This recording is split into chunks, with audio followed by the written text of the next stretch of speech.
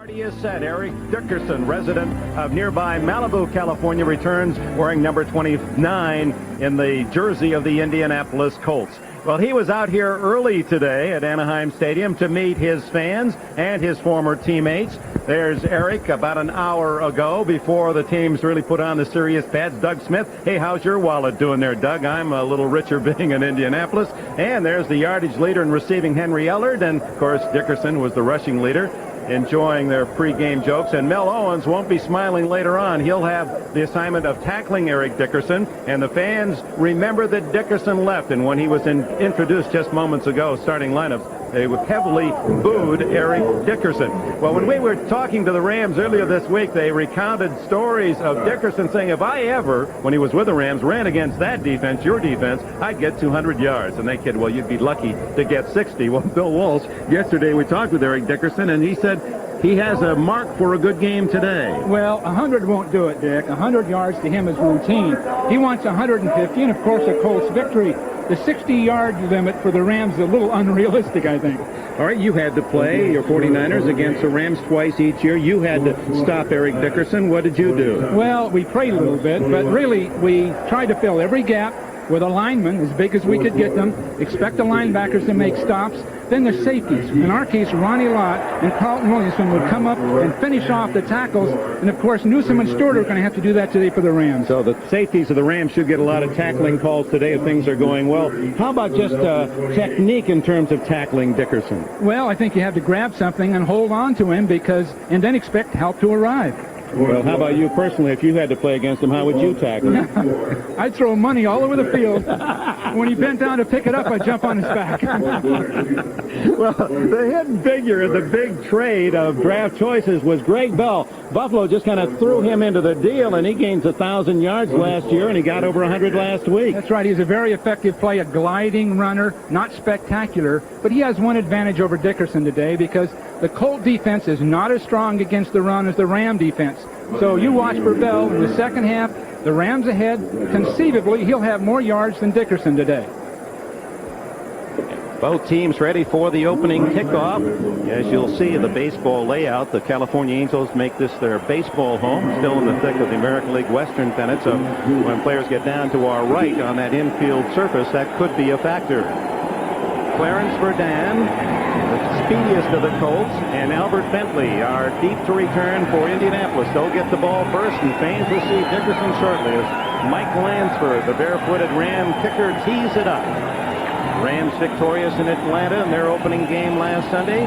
The Colts played the Super Bowl champion 49ers, lost 30-24 at the Hoosier Dome. Some of the Rams assistants coming out to clear the field from the pregame activity. Some of the balloons that burst in the introduction of the starting lineups for the Rams. And there's Dickerson waiting his turn. He's tried to make light of this week that he's got nothing but friends here in Southern California. He really wasn't that upset with management, but all of us know better. He left bitterly. He said some things that were very critical of Rams management. And he said, I don't mean to take him back. Lansford gets it started. It goes to Verdun at the 5. Dances outside and gets to the 30-yard line before he's dragged out of bounds by James Washington. The offense for the Indianapolis Colts. And they've got a big line averaging nearly 300 pounds. Hinton, Dixon, Donaldson, Utt, and Call, the returns from arthroscopic surgery. Chris Chandler, the young quarterback, with Dickerson and Bentley, the backs. Brooks and Verdun, the tight end is Pat Beach. When they go to the pass offense, they bring in 4 wides, and that's Clarence Weathers, the ex-Brown, and Andre Rison, their #1 pick out of Michigan State. Dickerson, the only back behind Chandler. First down just across the 30. Chandler perhaps changing plays on this, the first of the game. Who else? Dickerson met in the backfield, is charging in. Doug Reed, number 93, nails him for a loss.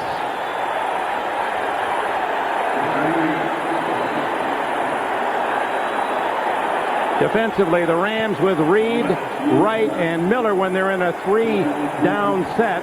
Kevin Green, Mel Owens, Fred Strickland, and Mike Wiltshire, the linebackers. When they go to their nickel or their eagle defense, they bring in a fifth linebacker, Mark Messner. They go with 2 down linemen and 5 linebackers, and those 4 defensive backs, Gray, Hicks, Stewart, and Newsom. Again, Stewart and Newsom, the safeties, should make a lot of tackles for John Robinson today if they're going to stop Dickerson on 2nd and long. Caught by Bill Brooks at the 34. He gets a couple more to the 36 and pays the price as those safety men, Stewart and Newsom, come up to collaborate on the hit. 3rd down for the Colts and a short 5.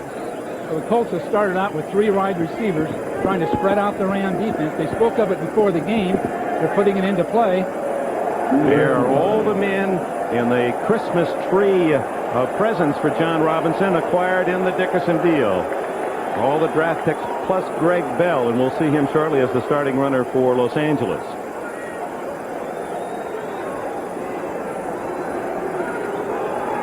Rams offside, but may have been drawn offside as Pat Beach, the tight end, pulled off the line of scrimmage as Kevin Green, 91, charging after the quarterback.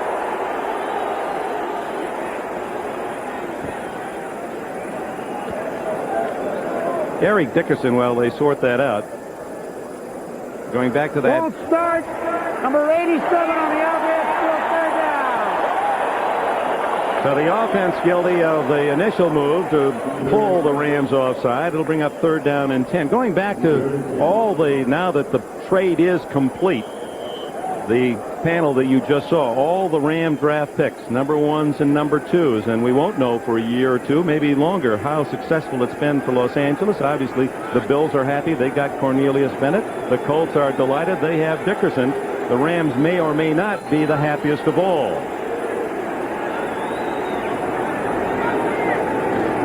Chandler, with Green pressuring, gets it off to Dickerson. Breaking tackles, and he has a 1st down out at the 42-43-yard line. And it took half the Rams defense to get him on the ground. Well, we had a chance to look at Dickerson in a new element, a new dimension. They're going to be throwing him the ball this year. They want to run 4 wide receivers, isolate him out of the backfield. Now he waits, then comes out late. We're getting a zone defense. Nice throw, catches the ball. Now watch him make the people miss. Right, left, head up, legs going, driving. Now the Rams are following up. Now the Rams are determined to get a lot of people on the tackle because they know he'll make one guy miss. Dickerson, who complained he didn't get the ball enough in the passing game here in Los Angeles. Again, 3 wide receivers. Dickerson up the middle. He slams out to the 47-yard line, a gain of about 4. Doug Reed again in on the tackle. Well, we're going to get 3 wide receivers, and they're going to try to spread out this defense by making the Rams open up their defense. And consequently, the middle of the defense will have fewer people to gang tackle Dickerson. And it's a new concept, one that you'll see all year by the Colts, and a good idea, a good game plan. It'll be interesting to see if they stay with it during the game because they do lose 1 blocker. In other words, the tighter they come offensively in their set, the more that plays into a defense like the Rams. That's right. Of course, Dickerson loses some blocking when they do it. That extra wide receiver isn't naturally a blocker that another back would be. 2nd and 7. Dickerson, and the ball hits Strickland. Fred Strickland, one of those draft picks used by the Rams in the Dickerson trade out of Purdue University. Hit him in the back, and Dickerson had a step on him. Well, in that case, it was Chris Chandler, the young quarterback's fault. He threw to a covered receiver. He wanted desperately to get the ball to Eric, and he just threw it regardless of the coverage, and it could have been an interception. With all the publicity drawn to Eric Dickerson, many forget what a talented player the Colts have in Albert Bentley. He's in the game now. Bentley and Dickerson. Bentley up on a wing on the left. Bentley's a great blocker, a super blocker, a great blocker, and that's going to make the difference. When they take him out, they lose something with those 3 wide receivers. Good pass protection. And the throw is for Verdun, incomplete at the 25 to 35-yard line, and the Rams defense is held. Well, it's an interesting new concept in a sense in the use of Dickerson. In the past, he's had all the blocking he could get with a tight end, a big back in front of him to block. Now the idea of spreading the defense with 3 or 4 wide receivers and then him splitting people running up inside. Good concept. Now, again, they have to be able to throw the ball to make that kind of thing work.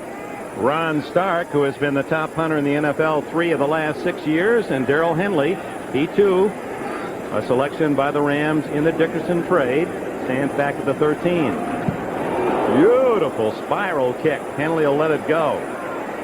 And it kicks into the end zone for the touchback. The Rams will have it for the first time at their own 20-yard line. Early at Anaheim Stadium, the Colts and Rams, no score.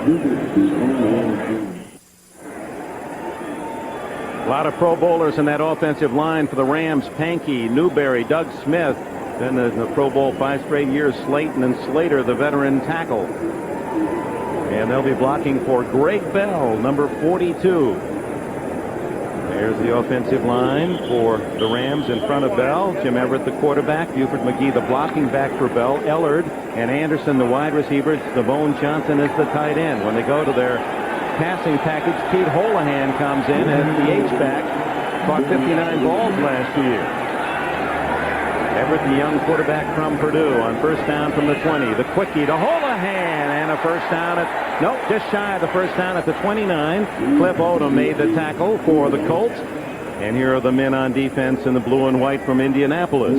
Donnell Thompson, Harvey Armstrong, John Hand. 3 down linemen with the linebackers Alston, Odom, Young, and Bickett. When they go to their nickel, those 3 men go out. They bring in an extra down man, Ezra Johnson, the veteran pass rusher, with Baylor and Taylor joining these 4 defensive backs to make it a 6-back package. Good, Daniel, Ball, and Pryor. Ball and Pryor, 2 tough defensive safeties. Everett has a man open, Ellard, but can't hit him on the sidelines. That's that pass package of Ernie Zampese, the former San Diego Charger offensive aide. He has that quarterback throwing the ball before the cut is made. He's throwing to a spot. Well, Ernie developed Dan Fouts in particular, and that style of football, time passes, the ball's thrown just as the receiver breaks, well timed, and they can get away with it with Everett because he's got such a strong arm. They'll throw a lot of out patterns. He's one of the few quarterbacks in the game today that can throw the out pattern accurately, even off his back foot, so to speak. 3rd down and 1. It's Bell. He's out to the 39-yard line and a first down. A gain of 10 on his first carry for Greg Bell. He had 128 yards last week at Atlanta. Well, this is the disadvantage that Dickerson has when he's playing against the Ram defense. This is the Colt defense. And Bell starts laterally, then cuts back. That great offensive line of the Rams just push those Colt defenders right along the line of scrimmage. Again, it could be that Bell will outgain Dickerson today, basically with the quality of defense the Colts have. Ellard sent wide to the right, but Holohan tight on the left side and in motion. The toss to Bell. Caught in the backfield, breaks a tackle, and makes a couple of yards out of it. O'Brien Alston was the man who made the hit. Let's check the scores. Early games and some finals in. Still going. Cleveland leading the Jets. The Raiders have lost at Kansas City 24-19, and Washington way ahead early, 20-0. Now leads by only 2 against Philadelphia. Cincinnati apparently is going to go 1-1. Pittsburgh off to a terrible start, and Atlanta has defeated Dallas. Miami a winner at New England, and Green Bay edges New Orleans 35-34. Late games, Houston has a field goal early at San Diego, and Phoenix leads early at Seattle. The Giants have a field goal against Detroit.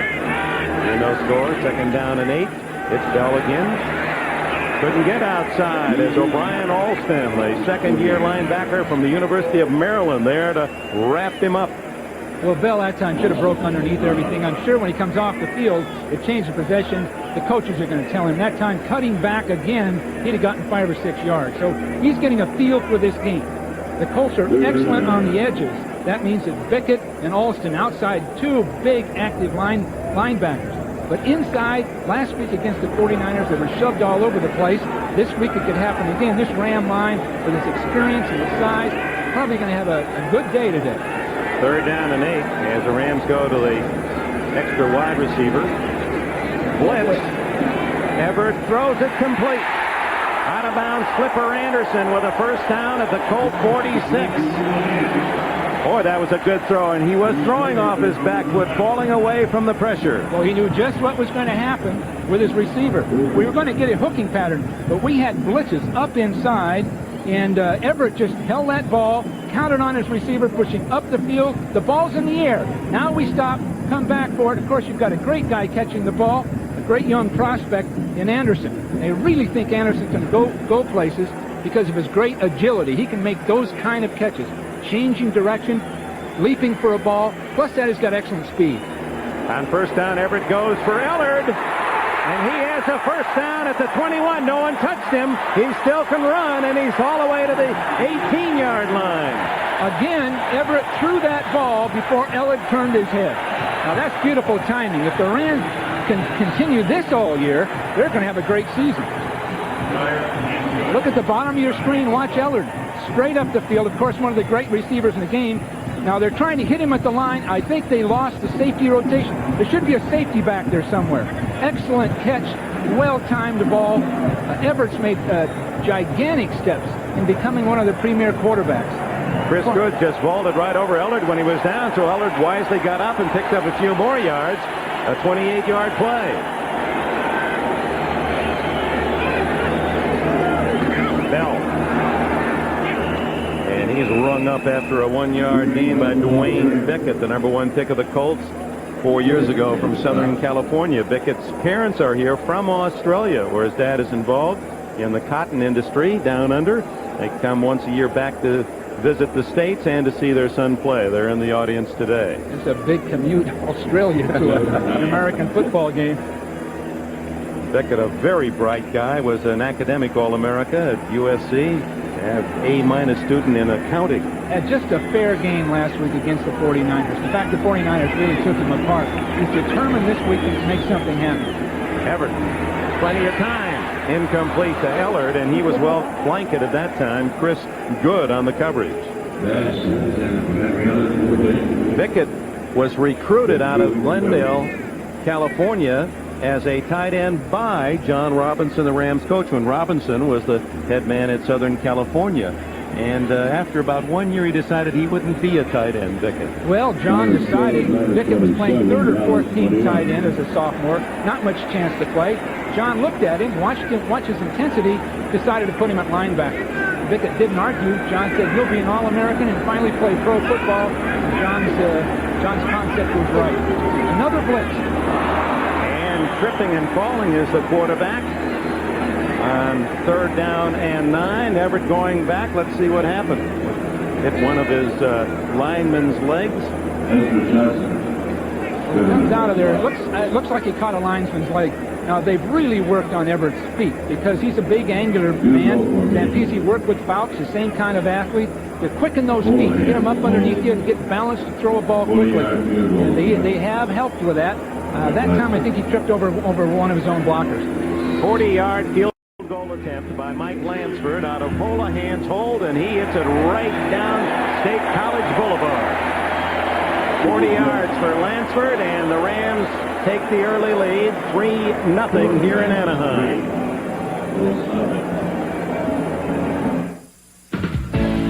NBC sports coverage of the National Football League is brought to you by Michelob. One taste will tell you why the night belongs to Michelob. By Today's Chevrolet, who invites you to see why nobody's winning like the heartbeat of America. And by Levi's 505 and 506 jeans. Now the Rams using a Greg Bell run, but primarily the arm of Jim Everett. Drive downfield and settle for a 40-yard field goal by Lansford. It's 3-0, and Lansford to kick it off with Bentley and Verdun at the other end for the Colts. It comes short to Verdun at the 12. And he slides down, gets back up. He made a nice little slide out there around the shortstop position, fumbled the ball, but he was down, says the referee. It'll be first down, Colts at about their 31-yard line. That was a rather appropriate slide by Verdun. Pretty good high school baseball player. He was second base, wasn't it? Right on the infield.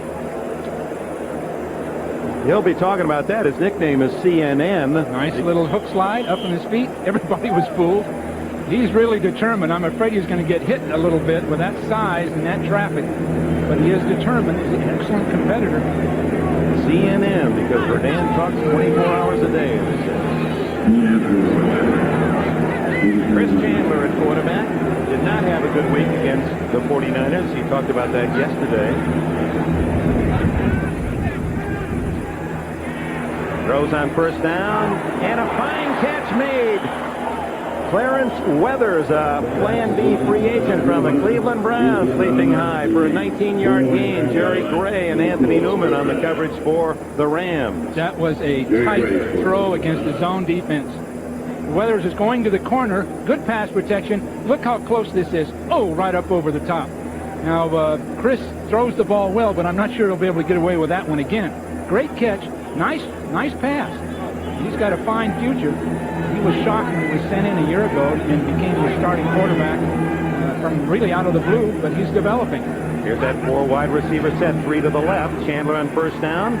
Guns it complete underneath. Andre Rison finally out of bounds at the Ram 38-yard line. Another Colts first down. Andre Rison from Michigan State. Andre was naturally a great player at Michigan State. He came into the league a little late in the draft. He just simply breaks out and catches a ball. They're playing the 4 wide receivers, forcing the Rams to spread out, and the Rams really haven't done it yet. They're playing their base defense against 4 wide receivers, so that means Chandler and the coaching staff are going to probably throw this ball. There's every reason to throw it. There just aren't adequate people to cover 4 wide receivers. Now Dickerson tries the center of the Ram defense, gets to the 35, where Alvin Wright, the nose tackle from Jacksonville State of Alabama, number 99, makes the stop. Well, that shows you, Dick, the respect they have for Dickerson.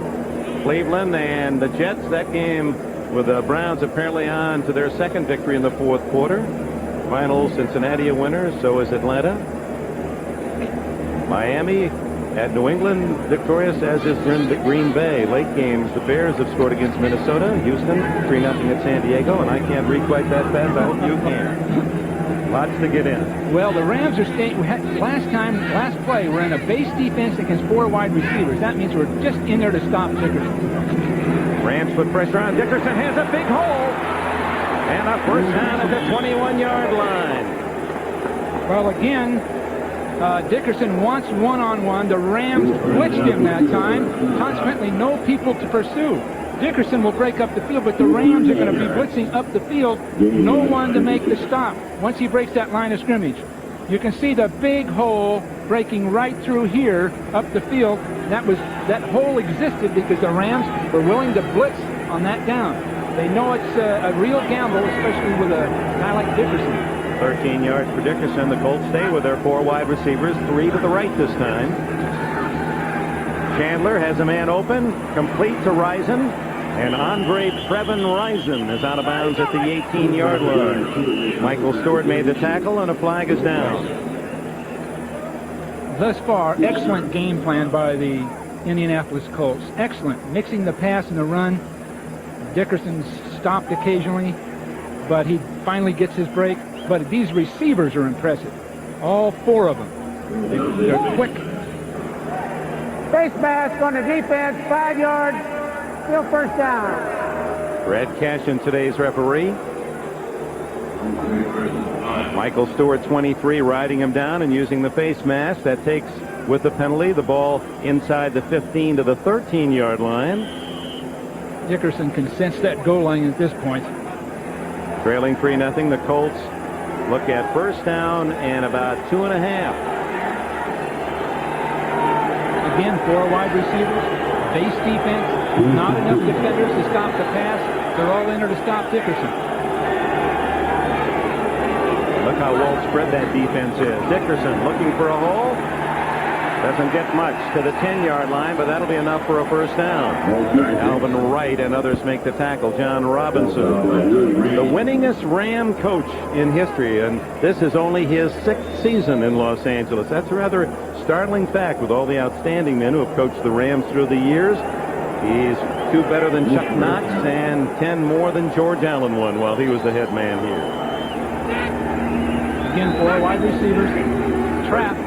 Dickerson caught from the backside by Mel Owens, 58, with Vince Newsom's coming up from the safety to help out. Well, they're picked up on the Cincinnati approach. They're going without a huddle. They're forcing the Rams to keep that three-man line in the game. The Rams are really having trouble substituting, and they may have to call a timeout. No, they got it done. But they're still in the three-man line. 4 wide receivers. Dickerson should still have room to run up inside. Second down. Chandler looks, throws incomplete to Brooks. Ball skipping in at the goal line with Michael Stewart on the coverage. Again, Chris forced that ball in there. You're this close to the goal line. Don't throw a real tight, close pass in there, especially when you have at least one more down to go for the touchdown. So he's showing his inexperience, but he does have the great arm. And the Colts themselves have commented they like Chandler's mobility, and there was a play where I think he expected more pressure than he got and may have hurried his throw, and he did have time to maybe move around a little bit. Well, Chris Hinton, the great tackle, playing left tackle today, really likes Chandler. Of course, he said he saves him some because of his running ability. Third and goal from the 7, and Chandler calls time. Ron Meyer and his staff will huddle with the quarterback to come up with what they hope will be a touchdown piece of magic. Timeout here in Anaheim late in the first quarter. Just under 3 minutes remaining in the first quarter here in Anaheim. Dick Enberg with Bill Walsh. The Indianapolis Colts are inside the Ram 10-yard line. A big third down and 7. After the timeout, Chandler sends Ferdinand to the right. Brooks to the left. Dickerson and Bentley in the backfield. Now this is a running formation. Chandler to throw. Gonna run it. And doesn't make it. Stopped to the 2-yard line by Doug Reed, number 93, and Fred Strickland, 53. An excellent call. They put the 2 backs in with a tight end. They faked the run to Dickerson, coming to this side of the field. Chandler faking, coming back outside. This tight end crossing the field, but the Rams backed into a zone defense, nowhere to throw the ball. You see Chandler coming outside. The Rams drop beautifully. Now Chandler makes the right decision. Good decision, good defense. They've got to go for a field goal. Ball at the 2-yard line on 4th and goal. Dean Biasucci to try out of the hold of Ron Stark. A short field goal of 19 yards. And the game is tied. Biasucci with not much more than an extra point. So John Robinson pleased with the Rams defense. Deny the touchdown. We're tied at 3.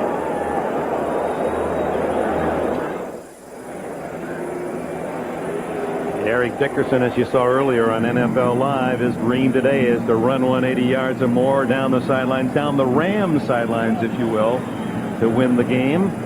Instrumental in that drive, but it falls short of a touchdown. The Colts settle for the short field goal. It's 3-all as Biasucci kicks it.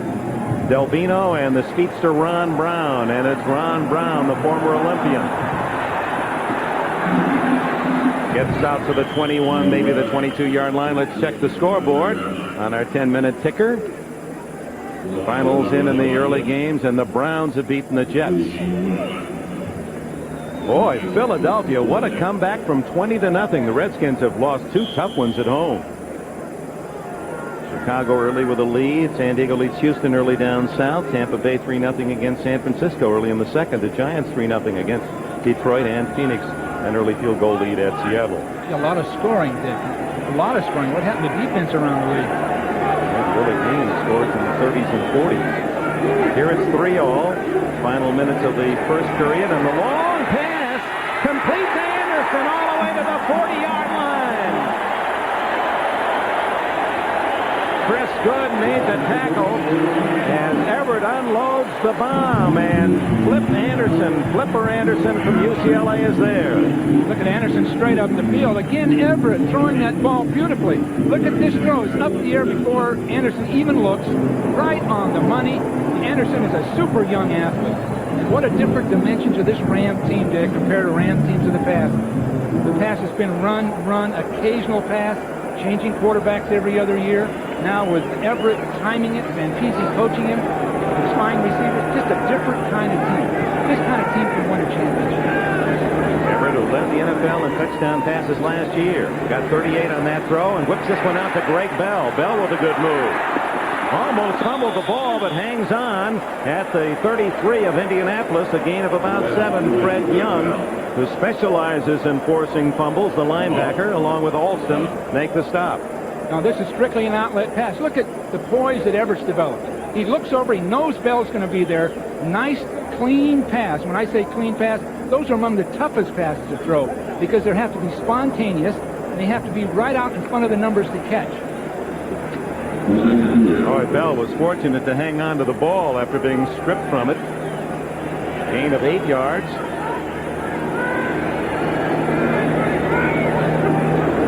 They're just going to throw the ball. Everett has plenty of room to roam. Heads to the sidelines and gets it out of bounds at the 28. The tackle made by Michael Ball. The safety is the first down, Los Angeles.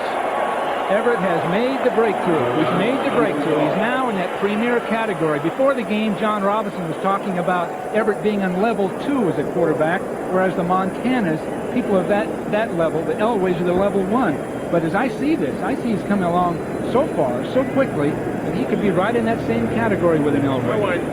Everett, who was the #1 pick of the Oilers, but wouldn't sign with Houston back in '86. Now with the coaching of Robinson and Sam Peasy, developing into perhaps one of the NFL stars at that position. Down the middle, has a man wide open. Henry Eller, touchdown.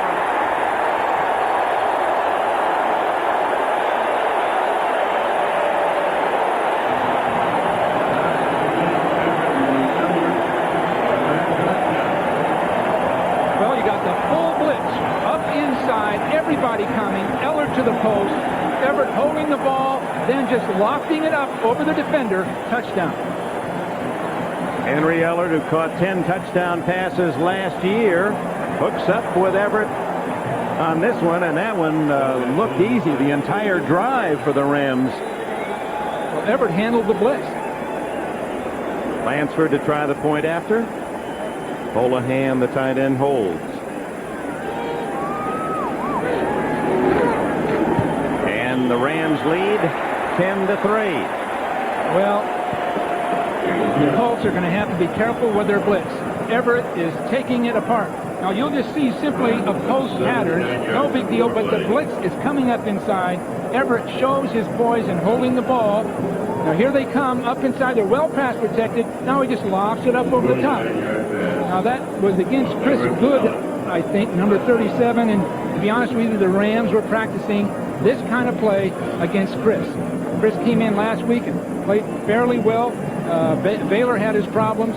But you'll see right up in front of Chris, just this is a great receiver naturally. He's got good turn, then he breaks across the face. Now, really has to concentrate to catch the ball. Now, good speed, or lack of it, hurt him there. He couldn't recover quickly enough. So Eller, the Pro Bowler last year out of Fresno State.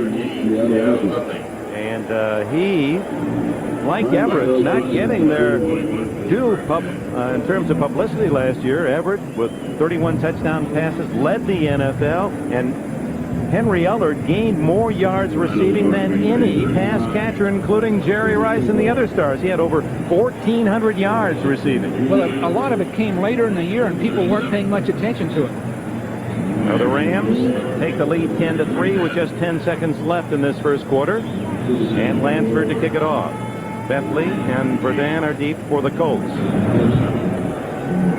Again, it goes to Verdun.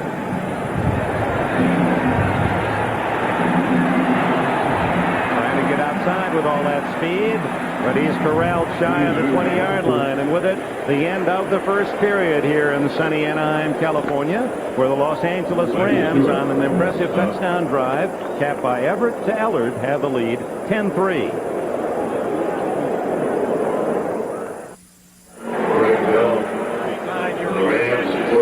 The Rams, his first Pro Bowl was January '84, and his coach was a guy named Bill Walsh. That's right. It was my first experience with it. And we had a playbook about 20 pages deep. Yeah, he said, I thought it'd be run right, run left, and a couple of passes. He said, I checked it, and you gave him a playbook that thick. Yeah, we gave him a big, thick playbook. He said, I didn't enjoy the week, but I certainly enjoyed the game because we won, I think, by 40 points. He said they had the fun after the game. So you were that meticulous even in a Pro Bowl? Well, we just wanted to win it, and we wanted to have fun doing it. Of course, coaches have fun with playbooks. Players have fun around town. Well, Jackie Slater and the Rams having fun on that last touchdown drive. And now the Colts, trailing 10-3, open the second quarter at their own 18-yard line. Dickerson, the only setback. 2 tight ends this time and 3 wide receivers. Chandler to throw. He goes deep. He's got a man, Verdun. He's got it, and it's going to be a long Colt touchdown. 82 yards. Chandler to Everett. To Clarence Verdun. Well, Jerry Gray was just flat out beaten. Now, he's a Pro Bowl football player. And at about 35 yards, Verdun's speed showed up, and he just accelerated past Gray. That's a good young throw in a sense, because it's just a live arm putting that ball down the field. Now, I've got to feel that the Colts have that in mind during the week preparing for this game. Verdun, who with that speed got the big gainer last year for the Colts when he averaged nearly 22 yards a catch with his 20 receptions and 4 touchdowns. That's his first score of 1989. The big bomb of 82 yards now to tie it. Here's Viasucci. And the Rams offside. Red Cashin will come in and sort this up. Offside against Los Angeles matters very little, and we'll take a look at just how Chandler. Encroachment by the defense, be a 5-yard penalty on the kickoff. Believe it or not, that's a telling penalty. It really is, because you can get the ball in the end zone with your kickoff. You just can't get reckless right at this point on the field. And now Viasucci goes for 10-10.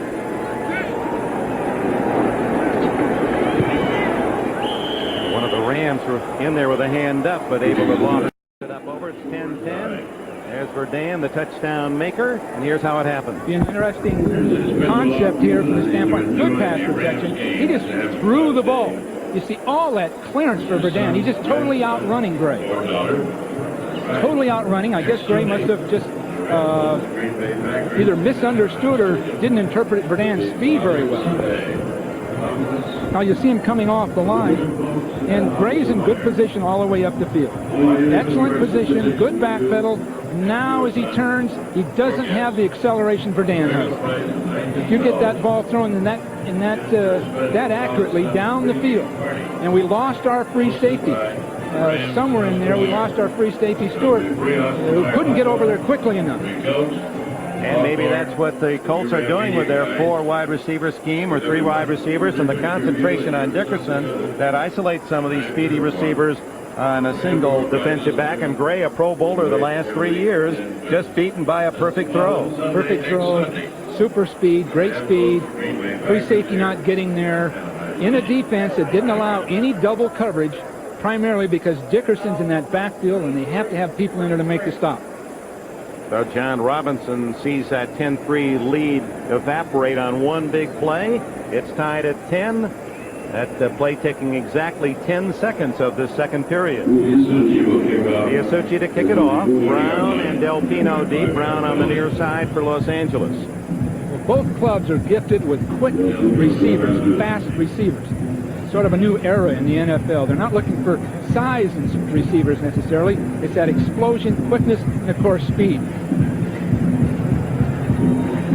It's toward Ron Brown. He has 4 NFL touchdowns on kickoff returns, and the former gold medalist isn't able to get any farther than the 15-yard line as Stan Eisenhuth and others are there for the Indianapolis Colts. Well, Ron Brown's looking to go all the way on every kickoff return. He hasn't quite developed into the player that people think he should be. Consistency of catching a ball, concentration, tremendous Olympic game speed. Sort of now just utilizes the kickoff return man. Greg Bell, number 42. They offered him number 29 when he came to Los Angeles. Eric Dickerson's old number. He said, "No, thank you. I won't take more money." I don't think it would have fit very well either. Bell's not quite built like Eric. Bell hit in the backfield, and unable to get back to the line of scrimmage, a loss of a yard. Good defensive play by Donnell Thompson, number 99. We talked with him the other day, and of course money came up. Greg Bell was a holdout, didn't join the Rams until very late in the summer training period. And we asked him, well, are you happy now that you signed a new deal? Well, he said, of course not. You're not happy in the NFL signing deals. You always want a little bit more. It's sort of the way to be. You're not quite satisfied with your salary, but he did it with a smile on his face. Naturally, he's excited. He's appreciative of his opportunity, and has paid off for the Rams almost by default. You know how they got it? It's going on the trade. Everett throws underneath to Holohan, and he's met immediately by Fred Young, the linebacker. And they say forward progress at the 17, 18-yard line, no fumble. Fred Young from New Mexico State, part of a series of major trades that involved the Colts in the last few years. Fred saying that he still is trying to adjust to that responsibility inside, even though he feels more comfortable there than on an outside position. Well, he had a very, very poor day last week against the 49ers. They knocked him every direction, sideways, upside down. He's determined to do something about it, but he's new in that position. I'm not sure it was a great trade. They had 2 first-round picks for Young. That's a little excessive.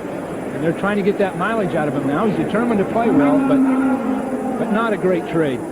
Dickerson trade, great. Young trade, not at all great.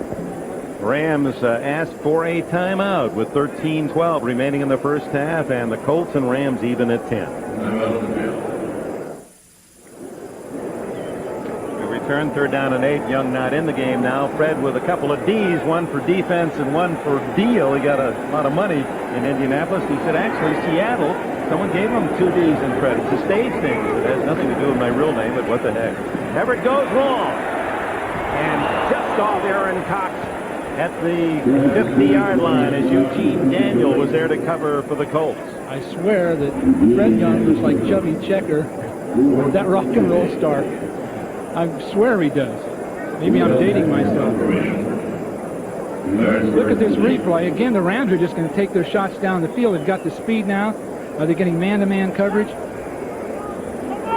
Daniel with the defensive play, and here's the punt by Dale Hatcher, who was averaging 41.6 last week at Atlanta. And Clarence for Dan, who had the 82-yard touchdown reception, is at the other end. The kick is short.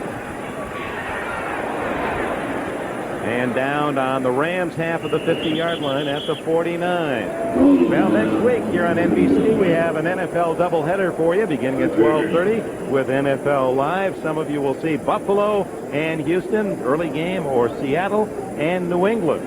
And the second half of the doubleheader will be up at Mile High Stadium, Bill and I, to see the Raiders and the Broncos. Some of you will catch the Chiefs, winners today against the Raiders, against the Chargers and Jim McCann. That's next Sunday, an NBC doubleheader. NFL action. Again, 4 wide receivers. 3 to the left, and Dickerson the only running back.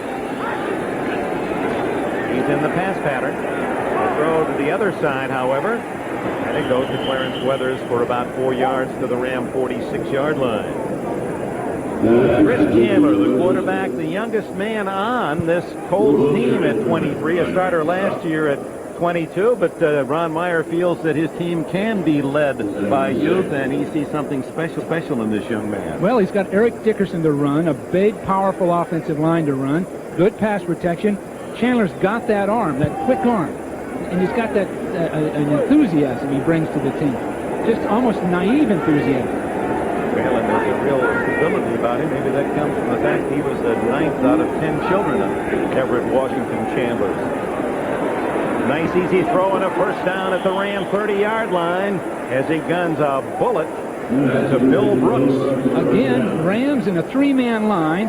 Now they're going to their nickel package. A 3-man line with just 3 pass rushers, a zone defense. We're going to get up the field, breaking people in the zone, not quite getting back, a lot of pass protection. So they might as well just take advantage of it. Now Chandler's really showing me something. I think he's got a great arm, He gunned that one through the zone to Brooks, his leading receiver of last year, and again after 1 week this year. First down inside the Ram 30. 10-10 the score. Dickerson has a little hole, but it fills in a hurry is Bill Hawkins, the number 1 pick of the Rams. He's another product of the Dickerson trade. Hawkins, the pick from Miami of Florida, he was one of the number 1s. Running back for the Hurricanes, Cleveland, Gary the other. Gary, who signed late, won't join the club. He's with the club now, but won't play until next week. Well, Hawkins, according to John Robinson, reminds him a lot of Merlin Olsen, of course, the great football player of many years ago. A good friend of yours, by the way, obviously. But Hawkins has that size, that body build, and that strength. And he talked about his intelligence as well. He liked that. Quick learner. Second down and 6. Quick throw is almost intercepted. Verdun, the intended receiver, and Clifford Hicks, who's playing in that corner because Leroy Irvin, the Pro Bowl cornerback, who is sidelined on an NFL penalty of 4 weeks for substance abuse, is not available. They're trying to time just the basic, what we call square out. The ball's in the air now. It's just thrown a little high. And, of course, we're right in position to make an interception. Hicks doesn't spot the ball quite quickly enough, or he's got it himself. So the Colts look at 3rd down and 6. Dickerson joined by Bentley in the backfield.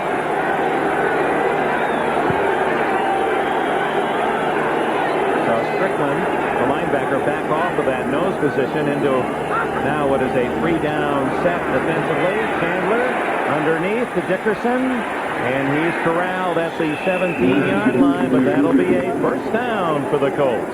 Wilcher and Strickland got him. Dickerson is performing. The one point about Dickerson running the ball, Dick, the entire offensive line of the Colts, in a sense, are trouble because they all know they have to sustain their block throughout a running play because he can break anywhere. Chris Hinton was talking to us about it. He said he has to sustain that block. Dickerson starts right, and I'll be darned, he bends right back over Hinton's block. On the backside, whenever Dickerson goes right, Hinton says, I've got to maintain my block because Dickerson might be coming my way on any given play. Dickerson tries the left side and slashes down to the 10-yard line. Well, the mark of the great back, when you think they've got 3 or 4, they're getting 7 or 8. And just pushing people back, driving people off the line. Then as you see Dickerson break through, when he feels it, he'll go down underneath people. He'll get an extra 6 or 8 feet or a couple of yards doing that. Dickerson says a good game's 150 yards. That's a career for a lot of runners. He has 34 yards thus far today on 8 carries. Second down, 3.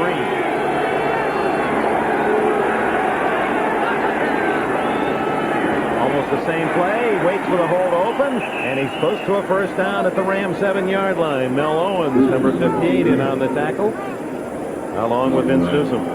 Well, Chris Hinton is the focal point of this running game right here. Look at left tackle driving off the line of scrimmage. Look at that power. Look at that power. I mean, that's the ultimate block all the way through. He's still going. And Dickerson just waited for Hinton's block. Waited on it. When Hinton moved his man, then he made his move. And they'll measure for a first down, and that was evidence of why Hinton has made the Pro Bowl 5 straight years. The star at Northwestern, he too, as they mark first down for the Colts, he too was part of a very big trade, the one that involved John Elway. When the Baltimore Colts couldn't sign Elway and traded him to Denver, Hinton went to the Colts as part of that deal. Well, Hinton is comparable to Elway at his own position. Naturally, he's not going to make as many things happen as a tackle, but he's as great a tackle as Elway was a quarterback. And he's keeping his eye on the scoreboard. He's a Cubs fan. He wants the Cubs to win again. He grew up in Chicago and then went to Northwestern University. First and goal, 7-yard line. Colts and Rams tied at 10 midway through the second quarter. That could be a lateral. Let's see how they mark it. Intended for Dickerson, and John Robinson coming down the field asking just that. That should be a loss if it's a lateral out of bounds, but it was not marked as such. Very close. Again, Chris Chandler went to his receiver a little early. He had Dickerson outside, and he took his drop. He took his eye off the upfield receivers a little too quickly. You see him looking down the field. Not there. Now he comes over here. And he doesn't really get a feel for what's happening over there. That can be picked off. It very well could have been a lateral. He almost got himself in trouble. It was a forward pass. You can see about 1 yard forward as the quarterback Chandler threw it from the 10 or the 15, and it landed on the 14. Second down, Dickerson burrowing down to the 2-yard line. Picks up 5, and Mel Lawrence and others. Stewart in on the tackle. 3rd and goal at the 2 for Ron Meyer's Colts. You can almost say Hinton with the ball. If he had the ball, he'd make yardage. Well, you saw the play previous on the replay how he cut down Mike Wilcher, the linebacker, and then on the other 2 plays of this series, opening a big hole on that side of his line. Again, take a look at 75, middle of your screen. Look at that tremendous power and girth. Driving, and just see he's just shoving people all over the field. 3rd and goal. Rodney Dickerson, you bet. Behind Hinton. Touchdown.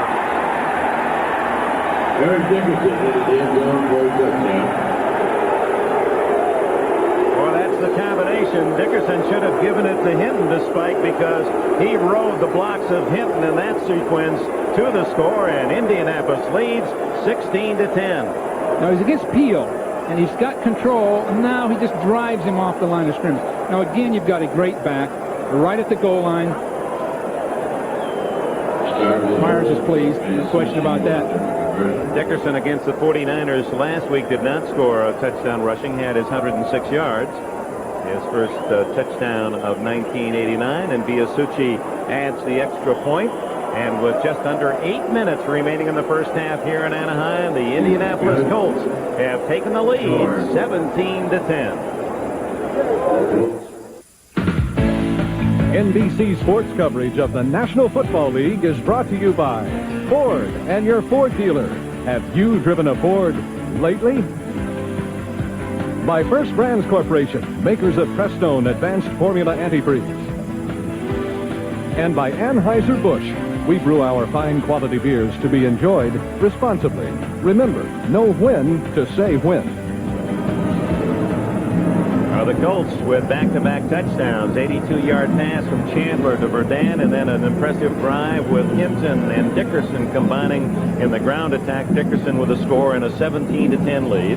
7:52 remaining in the first half as Biasucci kicks it off. Ron Brown at the 5. And a flag down as Brown is tackled at the 24-yard line while they sort out the penalty. A reminder to our viewers that we will be selecting our Budweiser Most Valuable Player in today's game. We'll announce that at the conclusion of today's contest. You notice they're keeping Ron Brown right over in the corner on those kickoff returns. They don't want him to have any room. That's the clipping signal, and that's the major 15-yard penalty for the Rams, half the distance to the goal line. That'll take it back near the 12-yard line. Clipping during the run back. Number 92 of the receivers. Half the distance to the goal. Still first down. Linebacker Richard Brown with a penalty, and they mark it off from the spot of the foul, half the distance. So that takes it just inside the 10. Eric Dickerson checking on things in Malibu at his home on his 3 cars and his 100 pairs of shoes. Making sure everything is in order. I'm sure he's very, very pleased guy right now. He's looking for that 150. Got 44 yards so far. Greg Bell for the Rams. Bounced at the 11th. Greg really didn't get it done there. He started into the hole and stopped. Check the other scores, the late scores for you. Minnesota and Chicago now tied in the second period at Soldier Field. San Diego leads at home against Houston, and the Niners and Tampa Bay tied at 3. Detroit has a 7-3 lead against the Giants, and Phoenix in front of Seattle up in the state of Washington by a 13-7 score. Here at 17-10 Indianapolis. 2nd and 9. Bell has a hole, and Bickett brings him down out at the 19-yard line. That'll be short of a first down by about 1.5 yards. Well, it's homecoming for Bickett out of Glendale. As you were saying earlier, what a sharp guy and what a bright guy. The Colt defense is playing fairly well now, but they're not that fundamentally sound at this point. They have a new coaching staff, new assistants for Ron Meyer. They'll get better as the year goes on. I felt that the Rams would move the ball a little better than they're doing. Third down, 1.5 yards. Triple left, Cox in motion. Everett with a man wide open, Holohan. He has a first down at the 24-yard line. Oh, how they love Holohan in third down passing situations. 59 catches last year. What did John Robinson say about him? He thinks he'll play till he's 60. and if John can coach till he's 60, that's a great combination. But what he has are good hands in traffic. In other words, as he catches the ball, he can take a big hit from a linebacker or someone and hold on to the ball. He was recruited by Notre Dame as a quarterback, but they had another guy at Notre Dame at the time named Joe Montana. So he became a tight end. First down, Everett, plenty of time, dumps it off to Bell. And Bell met rudely at the 27-yard line after about a 4-yard gain. Well, Bell is not Dickerson. That time, Bell stopped and tried to make people miss. At that point on the field, you look for two defenders, run directly between them, lower your shoulder, and split people. But don't stop and start with all those people, all those defenders pursuing down the line to get to you. Bell comes out holding his left arm limply. Doesn't appear to be serious. And Robert Del Pino, number 39, goes in for the Rams. Del Pino is an excellent blocker. He's been a big difference. Good first half for Everett, 140 yards already passing. Del Pino to the 29-yard line. That'll leave the Rams almost 5 yards shy of a first down. Fred Young and Harvey Armstrong collaborated on the stop. Del Pino, a fifth-round pick out of Missouri last year. At this point, you can see Bickett meeting Holohan right here. Good position. They did good pursuit by Young. Just good team defense. Third down and 5 for the Rams with just under 5 minutes remaining in the opening half. Stay with us. NFL Live, all the scores, big plays of the second week of the NFL season at halftime. And Everett spends another timeout. Had the wrong call for the defensive set that he saw, and so we'll come over to the sideline. Well, you hate to see him call a timeout, but it's a critical third down. So Robinson loses one of those precious timeouts with 4:47 to go first half. Well, while they do know where the cameras are here in Southern California, this isn't the kind of crowd support you get in Denver or Washington, D.C. Well, they love their team, but they also just love to relax in the sun. Back goes Everett on 3rd and 5. Underneath the Holohan, and they go to him again, and they get another first down. He caught 5 passes last week against Atlanta, and on third down, just look for 81 Holohan, the former Charger. Wouldn't you just take 2 or 3 guys and wait over there for Holohan on third down? Just line up everybody wherever he goes. He's going to get the ball anyway. Pushing up the field, he's well covered, but he's big and strong. Look at the hand fighting, and he's just in position to make the play. Plummer's smaller, a good athlete, but not physically up to dealing with him. Terrific trade for the Rams. They gave up a 4th-round pick last year to get him. So on first down, play action, and wide open. Buford McGee, another ex-Charger, and he's bounced out of bounds at the 40-yard line, a gain of about 5. Eugene Daniel made the tackle. Buford McGee, he doesn't get the ball very often. No, that's one of the rare times. I think he had it one play last week for 2 yards. But his value naturally is as a blocker and willing to sacrifice for Bell. Was Rathman as good a blocker as he seemed to be for the 49ers? Well, I'm biased, but I think he's the best blocker in the league, along with John Williams from Seattle. Boy, just did get the ball to Bell, and Bell is in the clear. All the way to the 41-yard line, but a flag goes down, a late flag.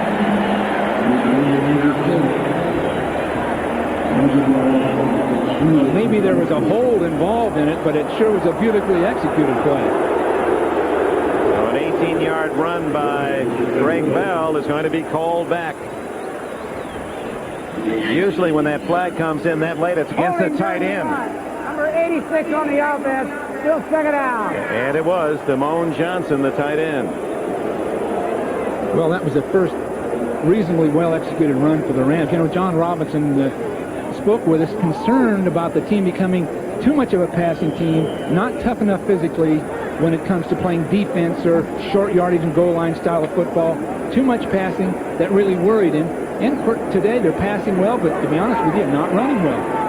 Instead of a first down in Colts territory, they're now 2nd and 15 back at their own 30. Everett has a man. Ellard! What a catch at the 42-yard line!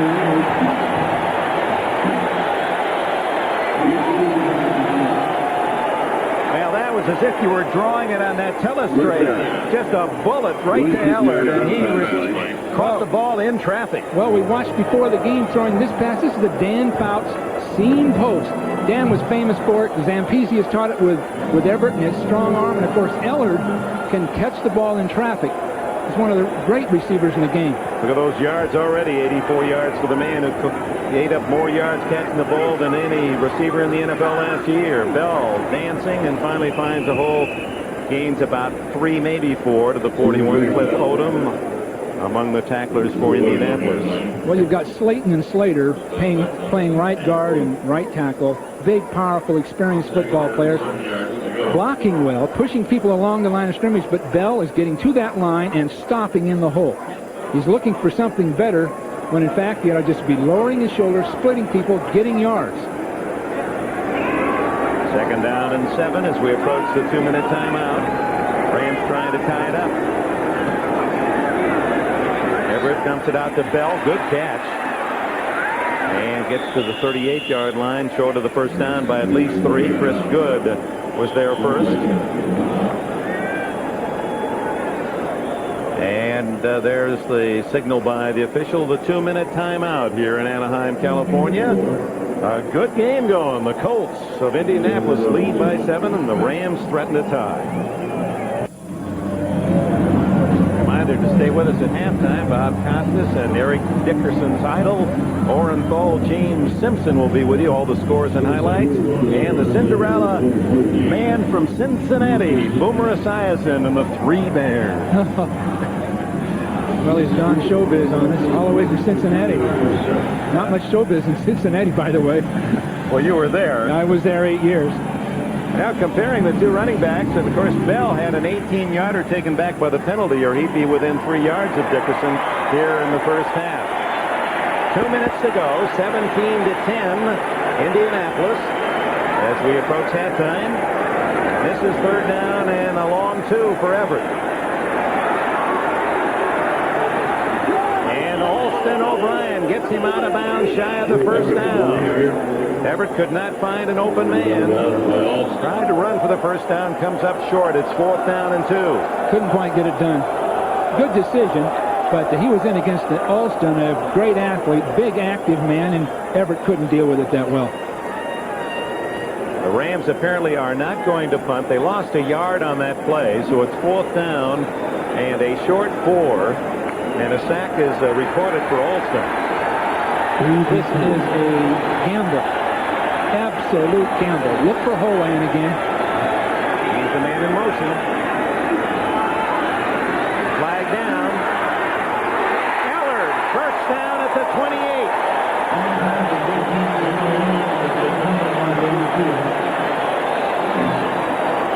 Henry Ellard having a great first half. Now let's see if it counts. It's against Indianapolis. But Everett moved his feet on that one. He was in all kind of trouble before he spotted Ellard. Offside against the Colts. Decline. First down.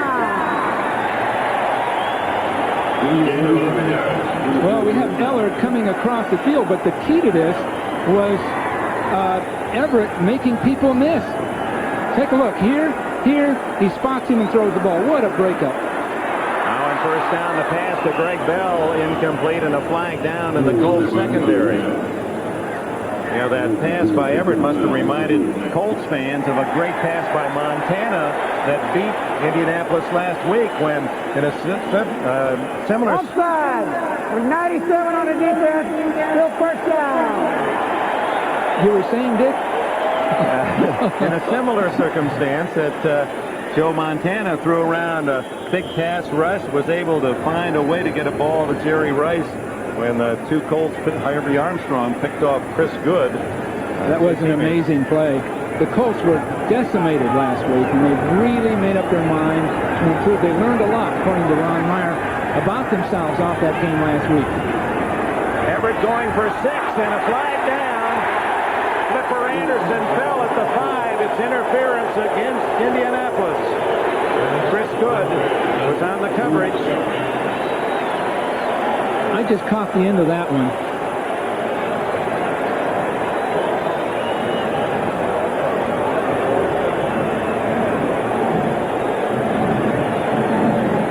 Illegal contact, number 37 on the defense.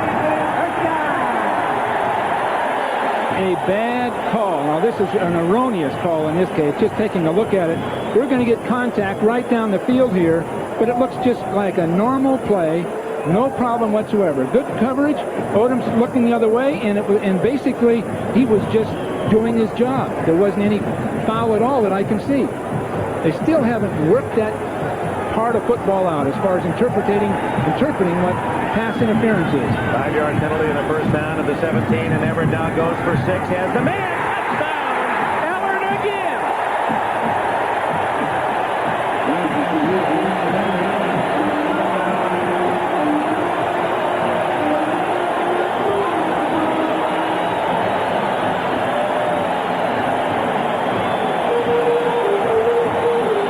He's over 100 yards in this first half with 5 catches, 2 for touchdowns, and it's 17-16 as the Rams now try to tie it up. I feel for Chris Good, number 37 of the Colts. The Rams wanted to go after him, but this is a tough one. He's catching it every way. Inside, outside. Lansford makes it a 17-17 game. We had a comeback pattern on the outside. Good's in pretty good position, but this throw on the line by Everett is a thing of beauty. This is that great arm they finally have sort of put in play. Finally sort of put that thing in play with Everett taking advantage of that arm. And, of course, in watching them practice, they just work on these deep out patterns. You see, we're in pretty good shape. Now he breaks out. Not bad coverage, but look at this throw. Right on the money. There again, the key to that pass being complete is the whole Charger system that's been brought up here to the Rams with Zampese, the ball in the air before Everett completed his pattern. There's no question about it. That's the Dan Fouts system. That's frustrating for a defense. They do everything pretty well, and they get scored on. That pass interference play, though, or illegal contact, was, I guess the word's erroneous. All-pro first half for Henry Ellard. 5 catches, 112 yards, and 2 scores. That one for 17 yards. Earlier, he caught a 29-yard scoring pass from Everett. So, offensive first half, 17 aside. It's been a day of a lot of scoring throughout the NFL, and still a minute and a half remaining in this first half. As Alfred Bentley has to go off his hands, picked up by Verdun. Uh-oh! Down at the 6-yard line. Brett Bernays makes the tackle. Well, we knew that could happen any time the way Verdun was running back those kickoffs. Now, he had to take a lateral and save the day, but you just can't play around back there with all those people after you. Now, this is mishandled, no question about it. Sun might have been in the eyes of Bentley and handcuffed. Don't do this. Don't do this. Don't do this. Gee. Now, this puts them in bad shape. The only thing that's going to save the Colts here, the Rams don't have timeouts to get the ball back. They had to spend 2 timeouts this half to talk over an offensive play, so can only stop the clock once, and the Colts will spend one. They seem confused.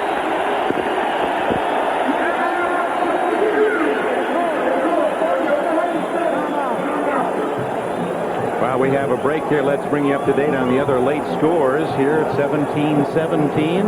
Minnesota and Chicago are tied. San Diego leads by 4. The Niners and the Bucks are tied. At half now, the Lions surprisingly in front of the Giants 7-3, and the Cardinals still lead at Seattle 13-7.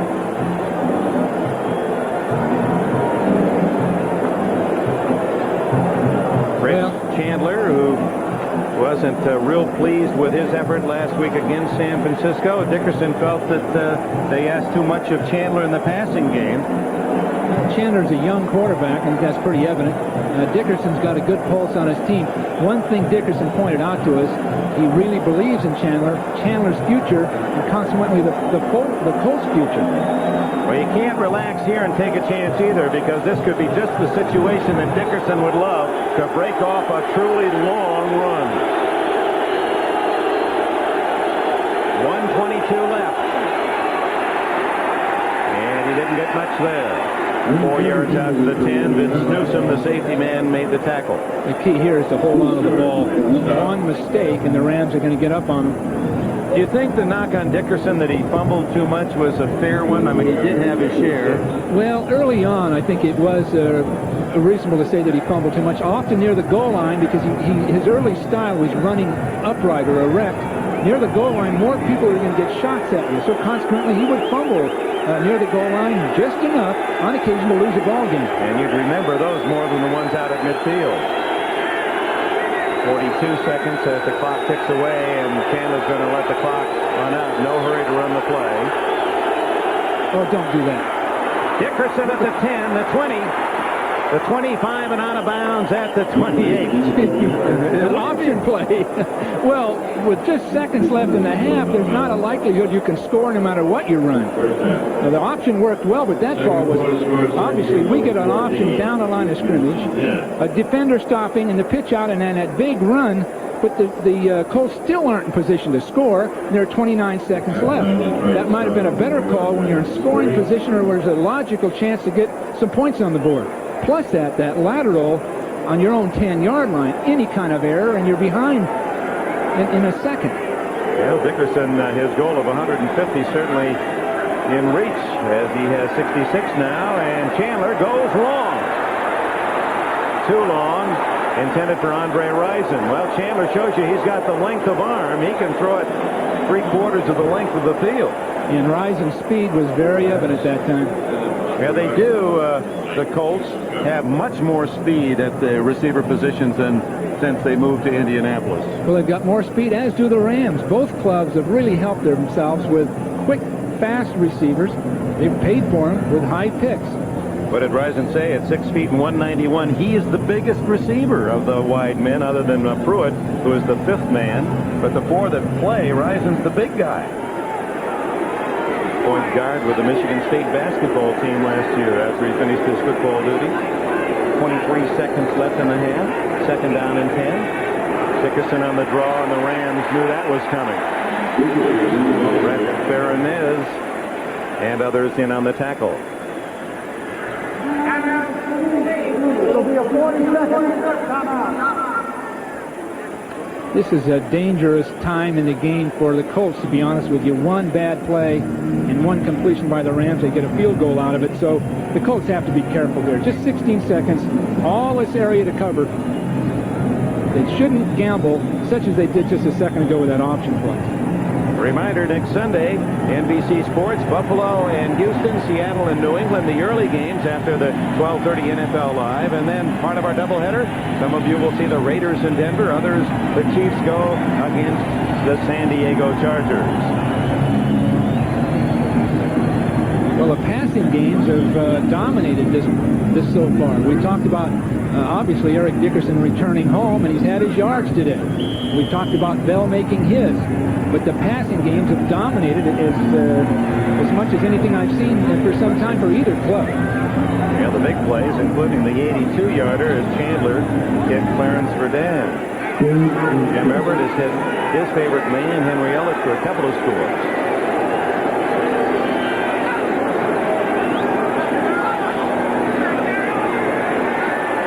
There's Green. Dumps it off. One-handed catch by Dickerson, who gets out of bounds. No, he does not. They mark it inbounds at the 35-yard line. He doesn't have the first down anyway. And, of course, had he gone out of bounds, that would have been a favor for the Rams, who now have to use their own last timeout to stop the clock with 2 seconds left. Well, we finally saw Kevin Green do something. Kevin Green putting pressure on Chandler. Green, who was second in the league in sacks last year, as he recorded 16 and a half and had 3 to open the season at Atlanta last week. Well, he hadn't really shown up until that play. And Kevin Call, just coming off knee surgery for the Colts, playing right tackle, is pretty much handled Green right up to this point. Green, who already has his future beyond football figured out. He is a captain in the U.S. Army Reserves and wants to make the military his life after football. He's going to go to helicopter school, as I understand it. His brother is a helicopter pilot. His dad was a colonel, Full colonel, Vietnam retired. veteran. Came in to talk with us yesterday at the Rams game. It's always interesting when a player comes in to chat with the press and he comes in with his shirt in his hand and not over his torso. I had the impression that he feels pretty good about his body. Both you and I were a little bit humiliated. A little bit. He was buttoned our coats when he did it. And we didn't even have any on. Here's the final play of the half. And on 4th down, with only 2 seconds left, Chandler gambles and goes up with a Hail Mary, and that one's over near El Monte someplace. Nailed one of the photographers on the sidelines. So the first half comes to an end here in Anaheim with some big plays, especially from the passing game of both teams. The Colts and Chandler, Everett and the Rams, 17-all.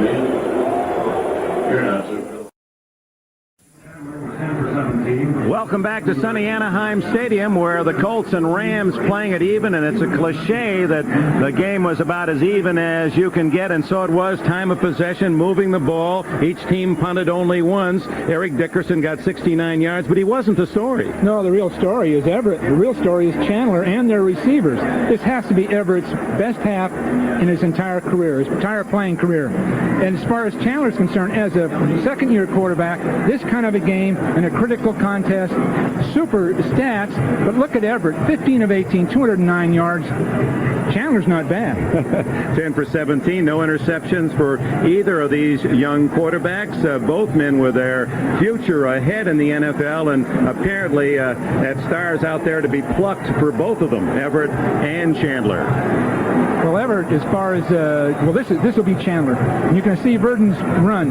Now, he's got an all-pro, Gray, a Pro Bowl player, but that speed, now that concentration, the ball's right up over the outside shoulder, just where you want to throw it, Dick. And that ball about 60 yards in the air, and Verdon with speed and the ability to lean back and make the catch and get the 82-yard touchdown. Now it's Ellard's turn, one of 2 touchdowns for him. Good pass protection, but most importantly, Ellard is going to be driving up the field. The ball is thrown before he even breaks, right on the money. Consequently, we've got 2 great running backs, but the story so far is going to be Chandler as a young quarterback, moving his team with his fine receivers. More importantly, Everett having his best day ever. Rams will get the ball first to start this second half. And Dean Biasucci has it teed up for Indianapolis. This might be the kind of game that you just hope you get the ball last before the time runs out so that you have the chance to win it. Neither defense is that impressive. Strategically, it has been interesting that the Colts have forced the Rams to do something they didn't want to do, to take away that Eagle defense by using the 3 and 4 wide receiver sets. And we'll get more into that as this second half progresses. Biasucci.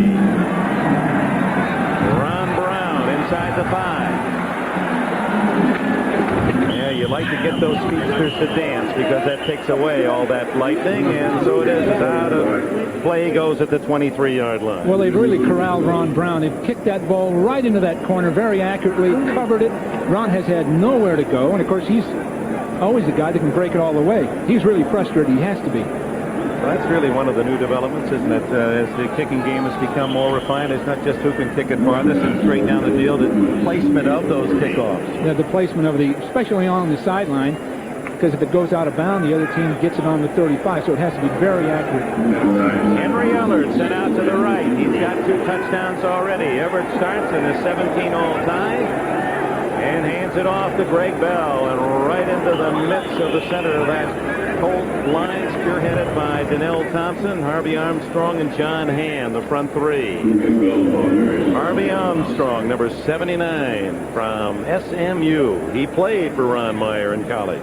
Well, Harvey had a terrible game against the 49ers, and I'm sure he was visited with about it. He came in more determined. And he's got Doug Smith on him today. Doug's a perennial Pro Bowl football player. That play, great for Armstrong.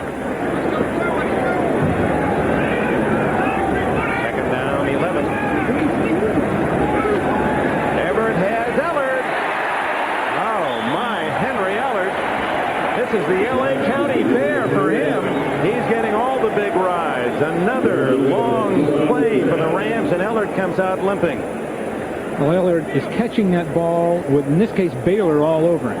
Where Baylor's in the lineup now to try to do something about it. Ellard pushing up the field, but look at the timing, and look at how the ball carries right into his body. Now, if he'd had to reach on either side, Baylor would have made a play.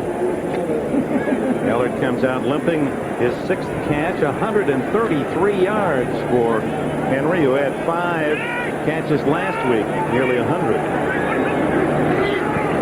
Greg Bell twisting to the 44, but will be 2nd and 7. Fred Young down low to make the hit. Keith Holohan with a solid block. Well, Young is got to come through. Uh-oh. Looks like an ankle. Well, he wants to go just like that. Might have been kicked, and you see all that grass stain right there on the instep. Well, he's up and moving. If he was kicked, he'll be okay, but if he twisted it, most likely got to sit it out. 2nd down and 8 for the Rams. Just underway in the 2nd half. The Colts offside as Harvey Armstrong invading the backfield of the Rams, and they felt he could have held up. I've always argued that should be a 15-yard penalty, unnecessary roughness, because clearly he was offside, had a vulnerable guy with trying to get the ball, then he hits him. And so often the officials will simply make it a 5 yards infraction.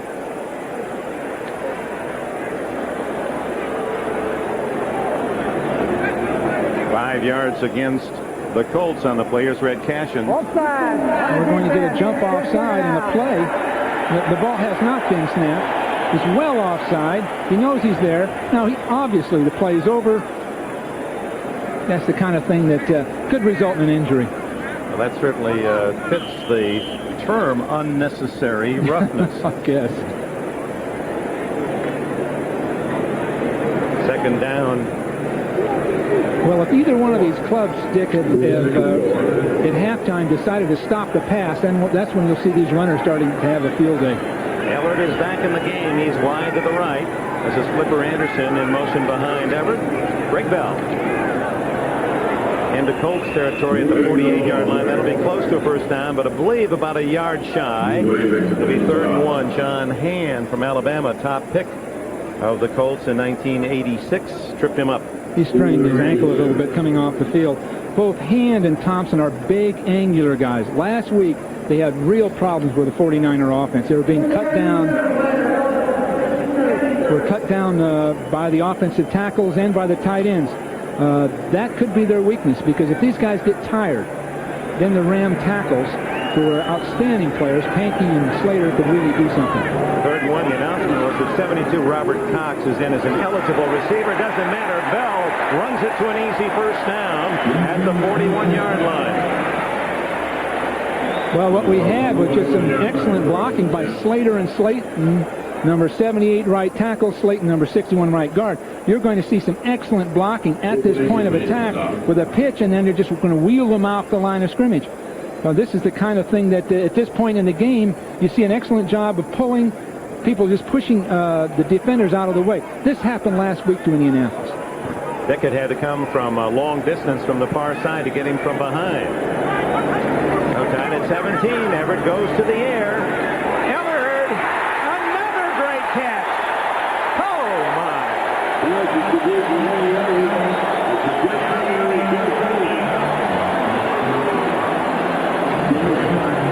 You'll notice that ball is catching Ellard right in the chest, and it has a lot of velocity and carry on it. So if you'll see Ellard straight up the field, they're playing against his zone defense. That means Everett has to drill it right in there. Linebacker trying to get depth on the zone, right on the money. That takes a little courage, too, for that little receiver. He knows he's going to get belted.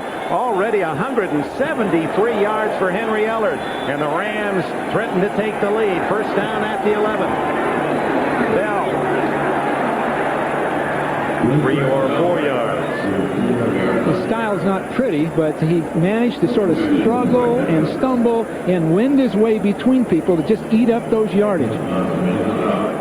Just checking on Henry Ellard, his best ever game with the Rams in his 7 seasons, 177 yards, against the Lions 2 years ago, and it would appear that he's going to break that easily if he stays healthy. He's just a handful of yards away, and we're just 9:45 left in the third quarter. Henry Eller caught 86 passes last year to break Tom Fear's 38-year-old Ram record. Play action. Where's Eller? Now this time to Buford McGee, and he's tackled at the 6-yard line. Good play by Harvey Armstrong. The nose tackle trailing and getting on the heels of McGee, denying him the first down. That nose man really showing lateral pursuit. Yeah, he's coming off the nose. And what they wanted to do was run that counter play again. They wanted a crossing right receiver. Then we're going to bounce and into the flat. Really pretty well protected and pretty well defended by the Colts. He had people in position all the way across the field. That's a great job by Armstrong right down that line of scrimmage. Third down and 5 for the first down, 6 for the touchdown. Ellard got number 3.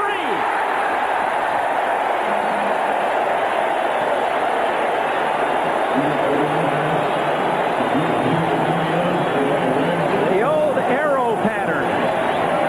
Ellard starts to the inside and breaks back to the outside and pulls a slower man-to-man coverage defender with him.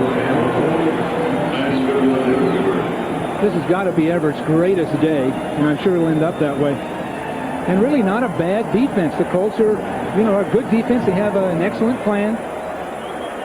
Lansford's try for point. Henry Ellard has the hat trick, and the Rams have the lead. Ellard's best game as a Ram in touchdowns, the first time he scored 3. What you're going to see is Ellard down the line, then back out. And an excellent throw. The defender can't quite stay with it. Starts in hard, plants, and right back out. In the meantime, Flipper Anderson, the other receiver, going into the end zone and taking that defender with him. Yeah, and it sort of blocked out Baylor, who was trying to cover him.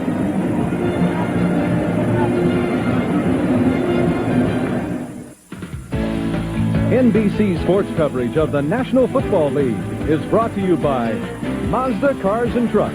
Mazda, it just feels right.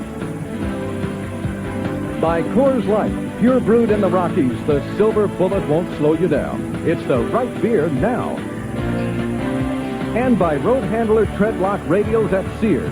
Tough tires you can trust.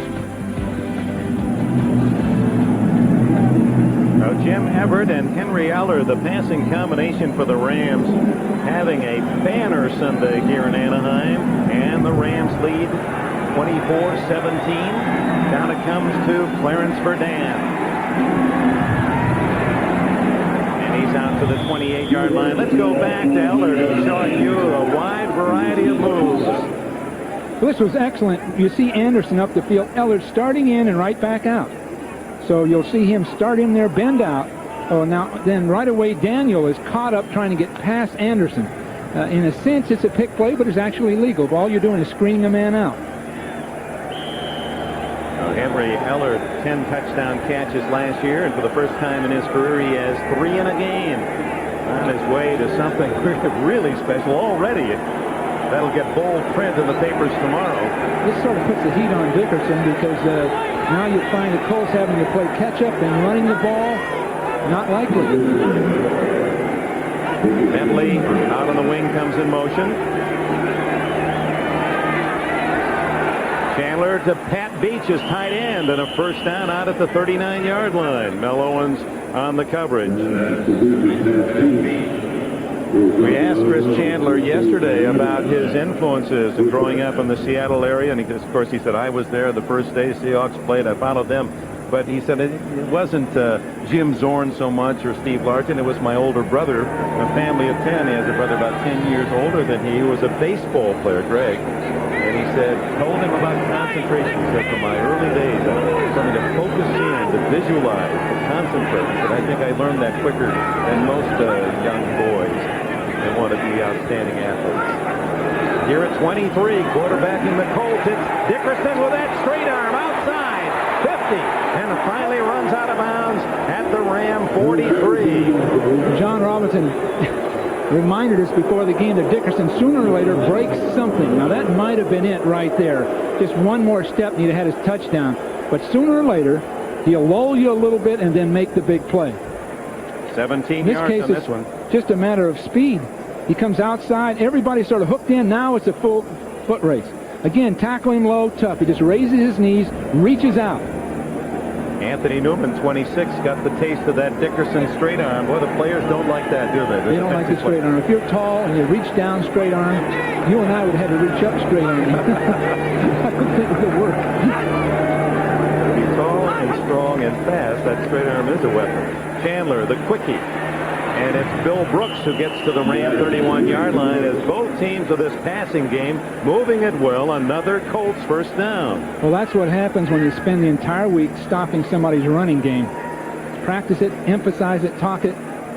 Finals from earlier. The winners, Cleveland, Kansas City, Philadelphia. Boy, that's two very tough losses to absorb for the Redskins. Cincinnati, big. Pittsburgh, boy, they had kicked around. Miami and Green Bay in a one-pointer over New Orleans. Can you believe that scoring? What happened to defense in the NFL? And here the same, 24-17, and the Colts driving to try to tie it. First down, Dickerson gets to the 28-yard line, a game of 3, so he's over the 90-yard mark. Late scores, Bears by 3, Houston by 6 at halftime. Tampa Bay has tied San Francisco in a battle of field goals. Detroit still making it tough on the Giants in the third, leading 14-10, and Phoenix has opened a 27 lead at Seattle. The NFC teams early really pounding on the AFC. Now here we go again with Chandler. He's got 4 wide receivers. 3 to the left on second down and 6. Brooks is the solo receiver to the right side. Going deep, and a man open is Rison. Incomplete. Anthony Newman on the coverage. This football, Dick, reminds me of the old AFL in the, I guess it was the 60s. Just the ball is going up all over the place with a good chance of success. We're up the field. Now that ball is within inches of another touchdown. And Chandler within inches of seeing an interference call against Newman. Could very well have been. Look at how tight this is. Really very, very questionable. Very close anyway for an interference call. But the defenders are desperate in this game. Good cornerbacks.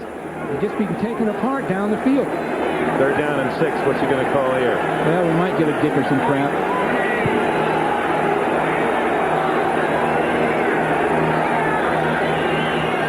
And Chandler takes the delay of game. Doesn't waste the timeout. That'll cost him 5 and bring up third down and 11. Well, you know, in a way, and we talked about this earlier, it seems to make more sense for quarterbacks to take the 5-yard penalty than to waste one of those precious timeouts. I felt, Bill, that the 5-yard penalty doesn't equate with a full timeout when you're trying to win a game. Well, there's times when it wouldn't. We saw this in this last half. The Rams had had one more timeout, and they might have gotten the ball back a little easier. But you've got a young quarterback who doesn't want to make any mistakes. And a lot of younger players. Rams looking for a pass, and Chandler accommodates. Almost intercepted. Went through a couple of Ram defenders' hands. Fred Strickland was one of them. Well, forced into a zone defense. You see Chandler come back. He's getting good protection. Only 3 pass rushers. So you'll see him with a lot of room right here to throw the ball. Now look at the traffic when the ball comes down right here. Strickland, and then Darrell Henley was the man on the rebound who thought he had his first pro interception. Again, inexperience on Chandler's part, but all in all, pretty good game. Too far for a Viasucci field goal, apparently. Although the Colts have been known to run the fake field goal down in this territory. The line of scrimmage to the 33-yard line. And another delay of game. Well, it's evident they'll take that 5 yards and try to get a better angle to kick the ball to the goal line or out of bounds. Rams are saying, let's decline the penalty. Kevin Green said no. They look at John Robinson. He says no. Let's make sure they punt it. So out it comes to the 38. Darrell Henley, number 20, drifts back, along with Clifford Hicks. As Stark now will just try to place the ball, push it inside the 10. Well, the Colts need field position because the Rams have been taking them apart with their passing game. So if they can bottle up the Rams, maybe force them to run, they're going to be a lot better off. Give the Rams any room now, the way they're throwing the ball, they're going to score. Kick very high, and it bounces away through the end zone for the touchback. So that amounts to an 18-yard punt on net yardage. The Rams will get it at the 20 when we come back.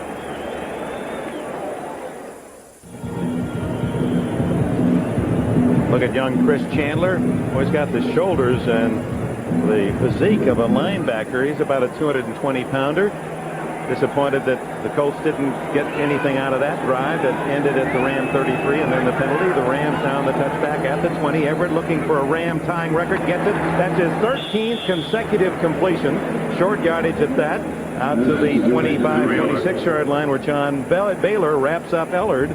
Boy, what a combination. Everett to Ellard. That's going to be something that's going to bring nightmares to Colts fans this week. It's a hot item. John Robinson, this could be John's best day as a coach with his passing game. This is how it's matured. So tying the record set by Pat Hayden. Whatever happened to him, the former Ram quarterback? I think he's a television star, isn't he? A lawyer. Here's Bell. Behind a good driving right side of an offensive line, very close to first down. Hayden, one of many quarterbacks for the Rams in the 80s. Look at them. Ferragamo, Hayden, Lee, Rutledge, Kemp, Pastorini. The roll call goes on. Brock, Bartkowski, Everett, Millen, Quarles, and Herman. And Jim Everett apparently is the man who's going to make the 90s a much more simple list. They're going to clean up that list. It could be that you'll see one name for the 90s. The way he's playing today, the way he's matured, the way they brought him along. John Robinson sees the yardsticks move to first down on the Bell drive at the 30. This one is a new Ram record, although it actually will lose yardage back to the 29. Greg Bell hit by John Baylor. That's 14 straight passes completed by Everett to erase the name of Pat Hayden from the Ram record book. Well, I think John Robinson's going to have to get used to a pass-oriented team with this great talent in Everett and his development, the pass protection of that offensive line. Just fair running backs, to be honest with you. Bell, just fair to good. And he's going to have to develop a way to keep his team tough and throw the ball like this. It can be done. I've seen it occur. We did it at San Francisco. Successful mentor both in college and NFL. Bell. Oh, he almost skipped out into the clear, out to the 32-yard line where Mike Pryor, number 39, makes the tackle. You know, John Robinson, sitting and visiting with him, being reminded of this man's intellect, his intelligence, his wisdom, his instincts as an executive, as a management person, and as a person that handles people. You'd wonder, in a sense, why a person like John would not have been interviewed or at least considered initially for a commissioner's job such as in the NFL. I think he offers everything. He may not have business experience, but his wisdom, his instincts, his intellect, and his feel for the game of football. He's a very unique man. Third down and up on top he goes to Anderson. Oh! And so the streak comes to an end with Flipper Anderson, a touchdown in his grasp as he had beaten John Baylor. Well, John Baylor has had a tough day. Chris Goods had a tough day. That's too bad on that. That was beautifully thrown. Anderson just took his eye off it just at the last second, probably looking to run with it quickly after the catch. Got the nickname Flipper, Willie Anderson did, because his grandma thought that as a baby, the way he flopped around, it reminded him of then a popular TV series, a golfing series. Catcher's kick and a fair catch and a fumble, and it's recovered by Verdun. He falls on it at the 31-yard line. Now, Jim Everett, quarterbacks react in different ways when a sure thing is missed, and Everett just kind of smiled as if to say, well, we'll get another chance, but boy, oh boy, did that taste like 6. That was it. Rams were guilty of an ineligible man downfield, so the Colts are going to make them kick again. Hatcher will deliver from around his own 17. The Colts, remember, blocked a 49er kick for a touchdown late in their game last week. Chris Good. Hatcher sends a short high kick. Verdun lets it bounce, and it'll take a Ram bounce for a moment and then down at the 37-yard line. So instead of the 31, the Colts get it at the 37. A reminder tonight on NBC, The Magical World of Disney presents part 2 of The Parent Trap. Then a final farewell to a great NBC show, Family Ties, followed by the NBC Sunday night movie, The Bionic Showdown. The $6 Million Man and the Bionic Woman. Tonight, only on NBC. Well, you'll be home in San Francisco just in time to be able to catch that great Well, we're lineup. looking at 2 bionic quarterbacks here. Henry Albert getting a little extra taping with 8 catches and 3 touchdowns in this game, and the Rams leading 24-17, 3:39 left in the third quarter. Bentley in motion, fake to Dickerson.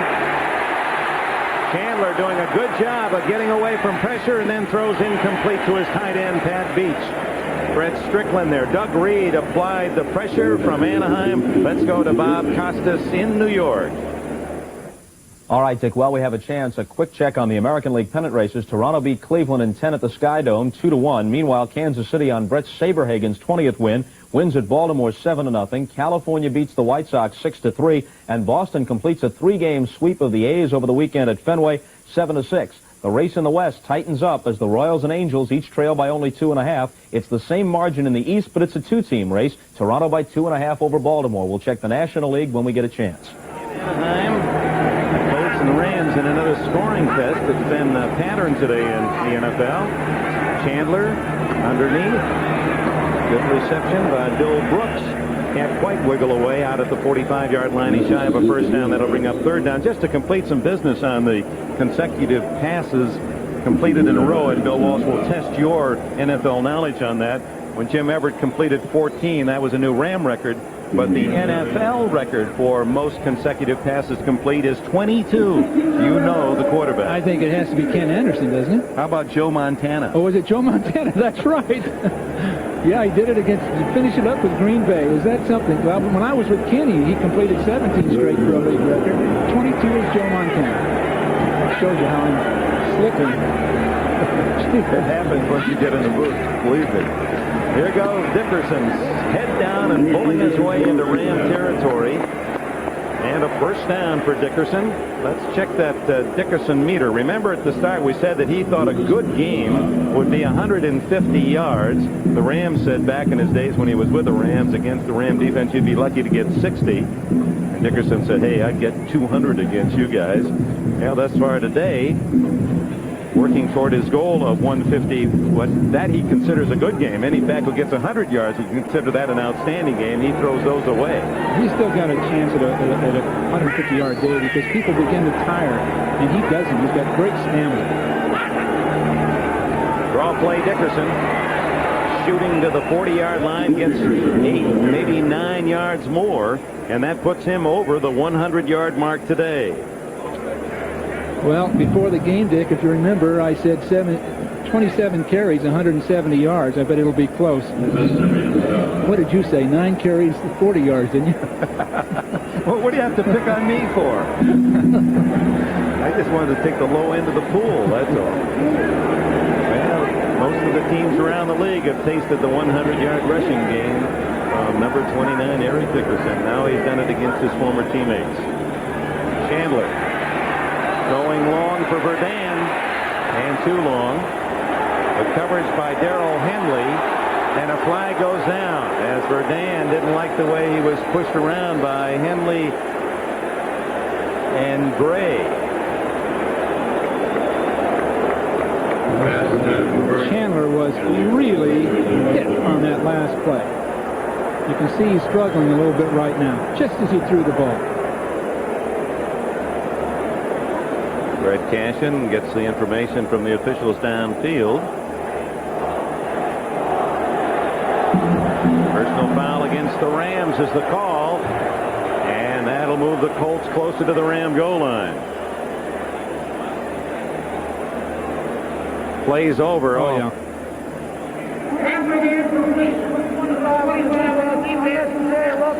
First down.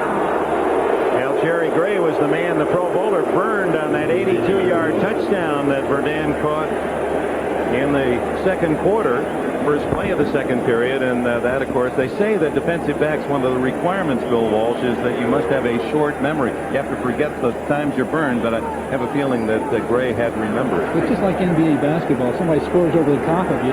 Don't think about it, because they'll score again. So the first down on the penalty to the Ram 25. The Colts trail 24-17. 1 minute plus remaining in the third quarter. Three wide receivers to the left. Underneath, one of the open men. Fumble! Weathers fumbles, and the Rams, Michael Stewart has it.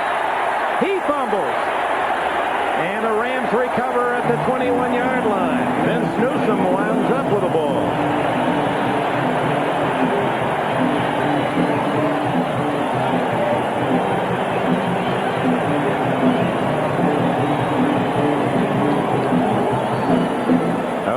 Weathers after the catch, trying to get a little extra, and it cost him. I believe it was Kevin Green who forced the fumble. Chandler again, good protection, well thrown, trying to get that extra yardage. It was Mike Welcher.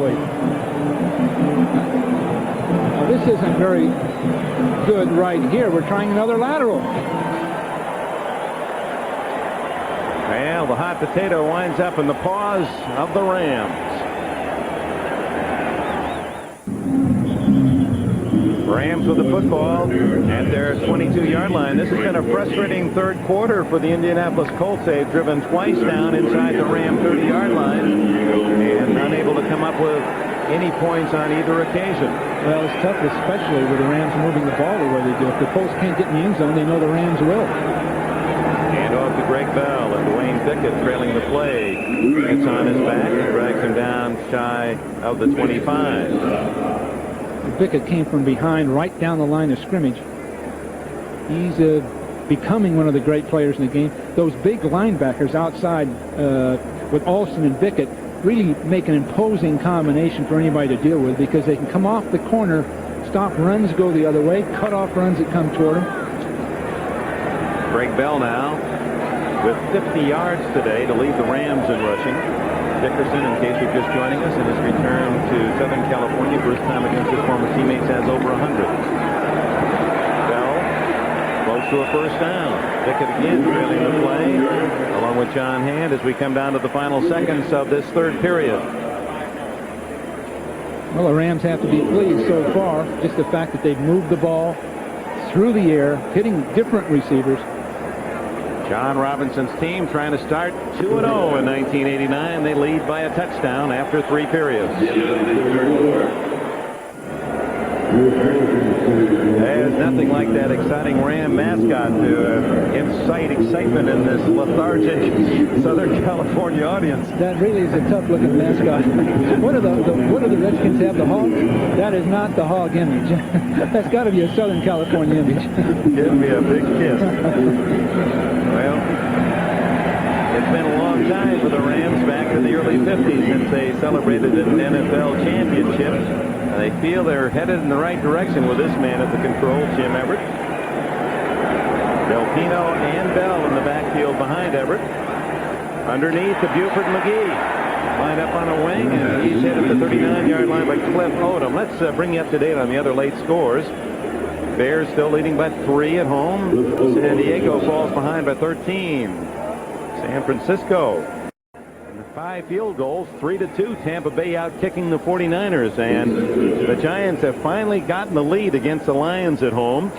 And Phoenix with a 27-14 lead at the Kingdome. Here it's 24-17 Rams as we start the fourth period. Second down 2.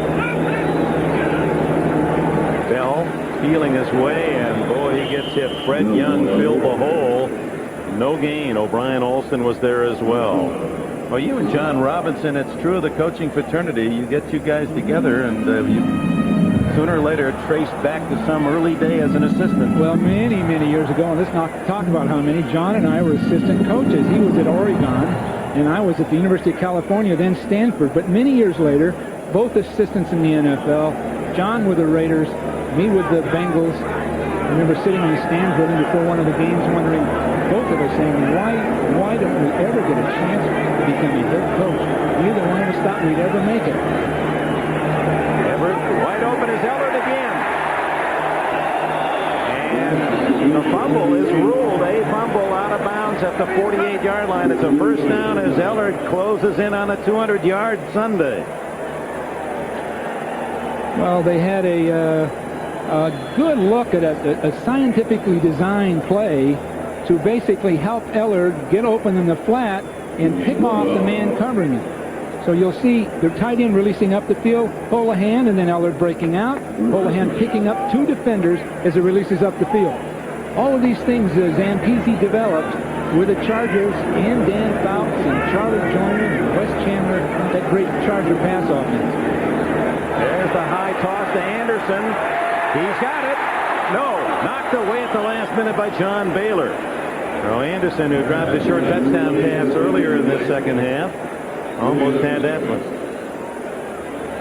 Well, you'd have to say thus far, just the initial impressions, the quickness of the Colt defenders is missing in a sense. You see there, Baylor overruns Anderson. Anderson, with his acrobatic abilities, almost makes the catch. So anytime they throw it up on the outside, the Rams have got a chance to make a big play. A rare pass that lands on the ground from Jim Everett, who has missed only 5 times today. 23 for 28, 290 yards, 3 touchdowns for Everett, all to Ellard. Play action, and Everett runs right into Greg Bell, and he's covered immediately by John Hand.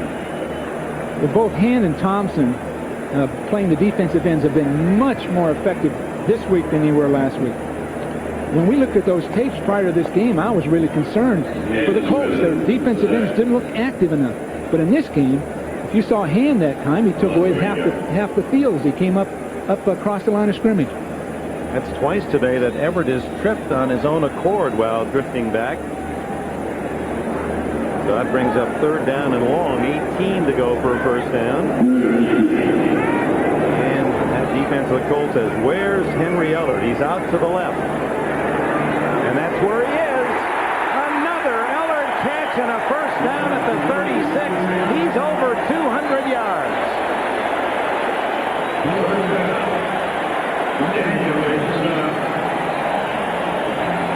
I'm not sure what I would say. Ellard just comes up the field and breaks to the inside. We get a blitz inside, but look at Ellard come right up underneath Daniel. And you have to give a lot of credit to Everett, because he's sitting there watching those blitzers come right down the throat, and he's just drilling the ball in.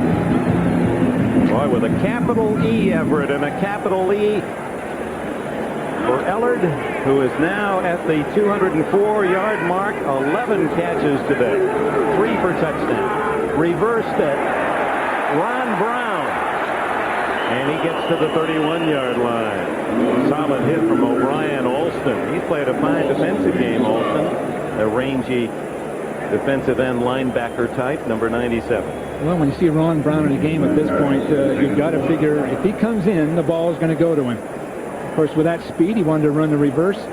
Had a chance. We always felt that a reverse is worthwhile if you can get 5 yards from it, because it affects the defense. It forces them to concentrate on it. There's the official total on Ellard, 209 yards. That's exactly 100 yards less than the all-time NFL record. Stephon Page of Kansas City had 309 in San Diego 4 years ago. But who knows the way they're going. Another open man, and it's Buford McGee fumbles the ball, and it's recovered by the Rams. Aaron Cox was the man on the spot for Los Angeles, falling on the loose ball. Again, they're going to fake a counter one way. McGee waits, hits his man, and then breaks into the flat. Look at McGee on the right of the screen. Everybody's fooled.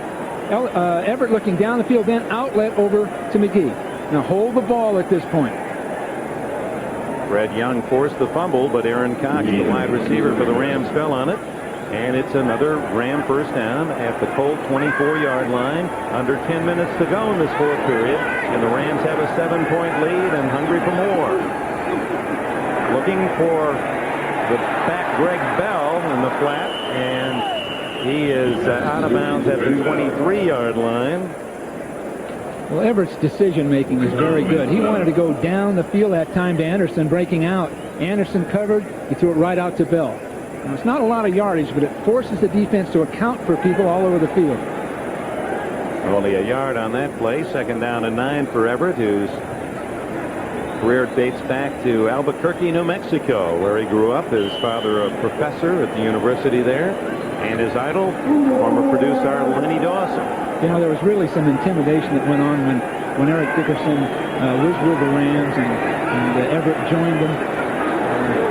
Everett felt intimidated, no question about it.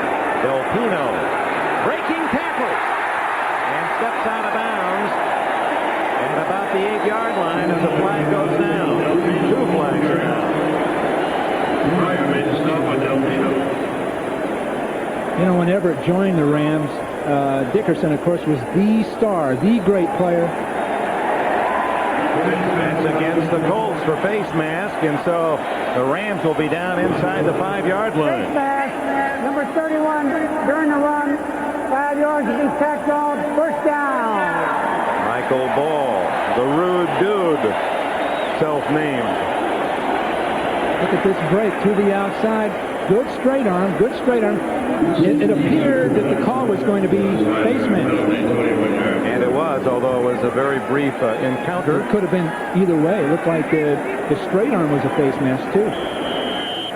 Half the distance takes it inside the 4-yard line. The Rams in close to get another 7 points and lead 24-17. Send Eller to the left.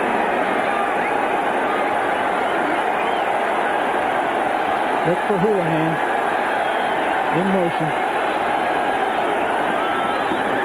Delpino wrapped up at the line of scrimmage by Donnell Thompson, Now North Carolina star. Steve Houlihan, who is the short yardage expert for John Robinson. There he is, and he isn't going to catch it because he's coming to the sideline. But getting back to Everett, he was really intimidated with Dickerson. And he really didn't flower or develop until Dickerson left. I don't know what would have happened had they both remained on the same team. There's only room for one star. John Robinson was always concerned that Dickerson had far too much impact on his football team. His presence just dominated everything.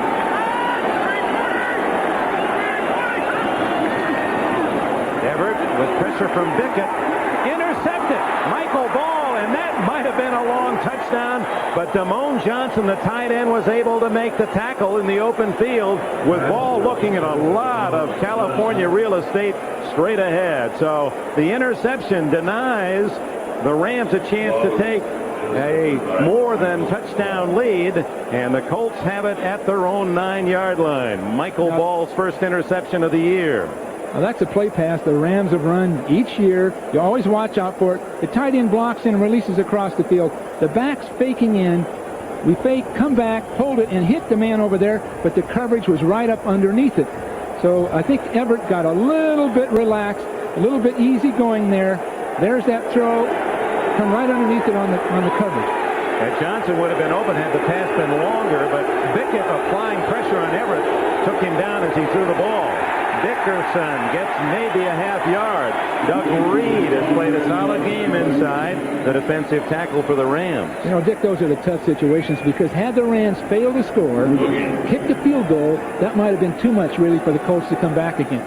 But instead, they failed, and the Colts now naturally are one touchdown back with a Dickerson in their lineup and with those fast receivers.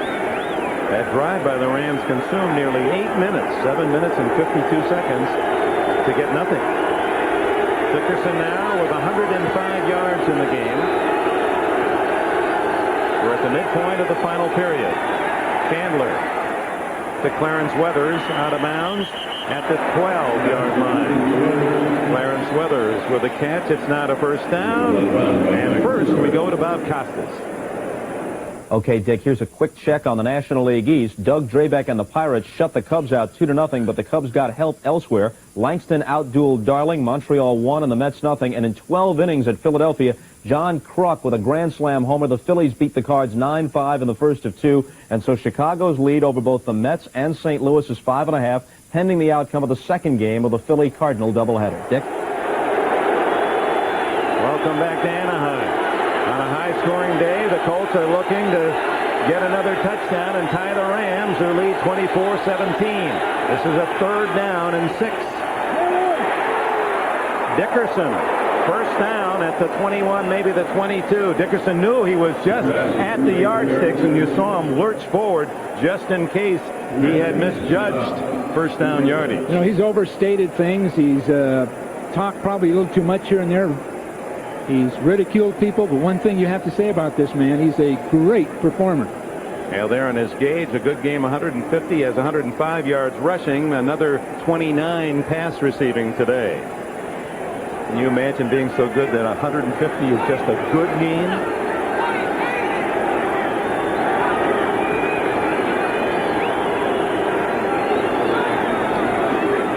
Dickerson.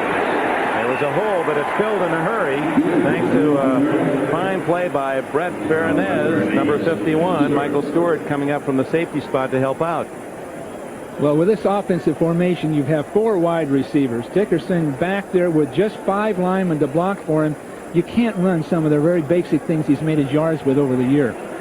He's always used that guard, tackle, pull, counter play. You can't run it with just that one back and 4 wide receivers. 3 wide receivers to the left. Brooks split to the right.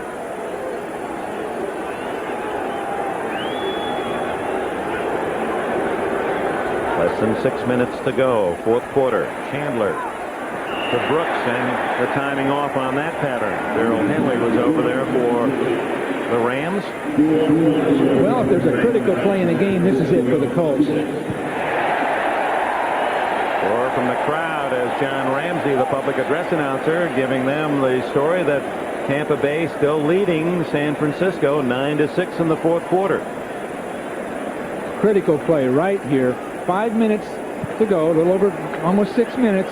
Bad field position, have to get a first down. If they punt, the Rams will be sitting at midfield with the ball in the lead.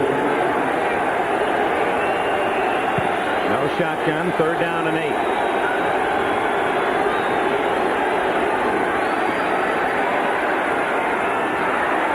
Going to be close to a first down. Verdun bobbling and then catching the ball, but he wasn't near the yardsticks anyway. Anthony Newman wraps him up, and the Colts will have to punt.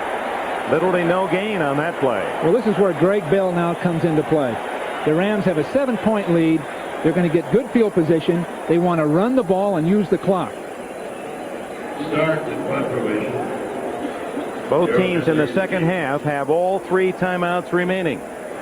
There's Bell. He wasn't that popular in Buffalo. He was a good player, obviously. Well, the word out of Buffalo was when the trade was made and they got Bennett, they said, you have to take Bell in the deal. That's what I understand.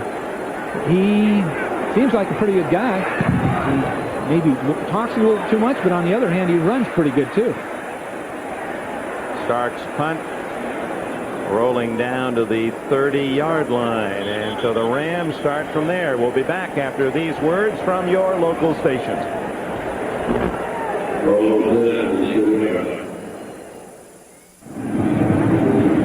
Greg Bell played at Notre Dame on a team with Dave Duerson and Tom Thayer. Now with the Bears. Bob Crable, a fine linebacker, formerly with the Jets. The late Stacy Turan and others with the Irish. Great high school long jumper, 24 feet 6 inches, but not in the game right now. Buford McGee is the lone setback, and Everett is going to throw.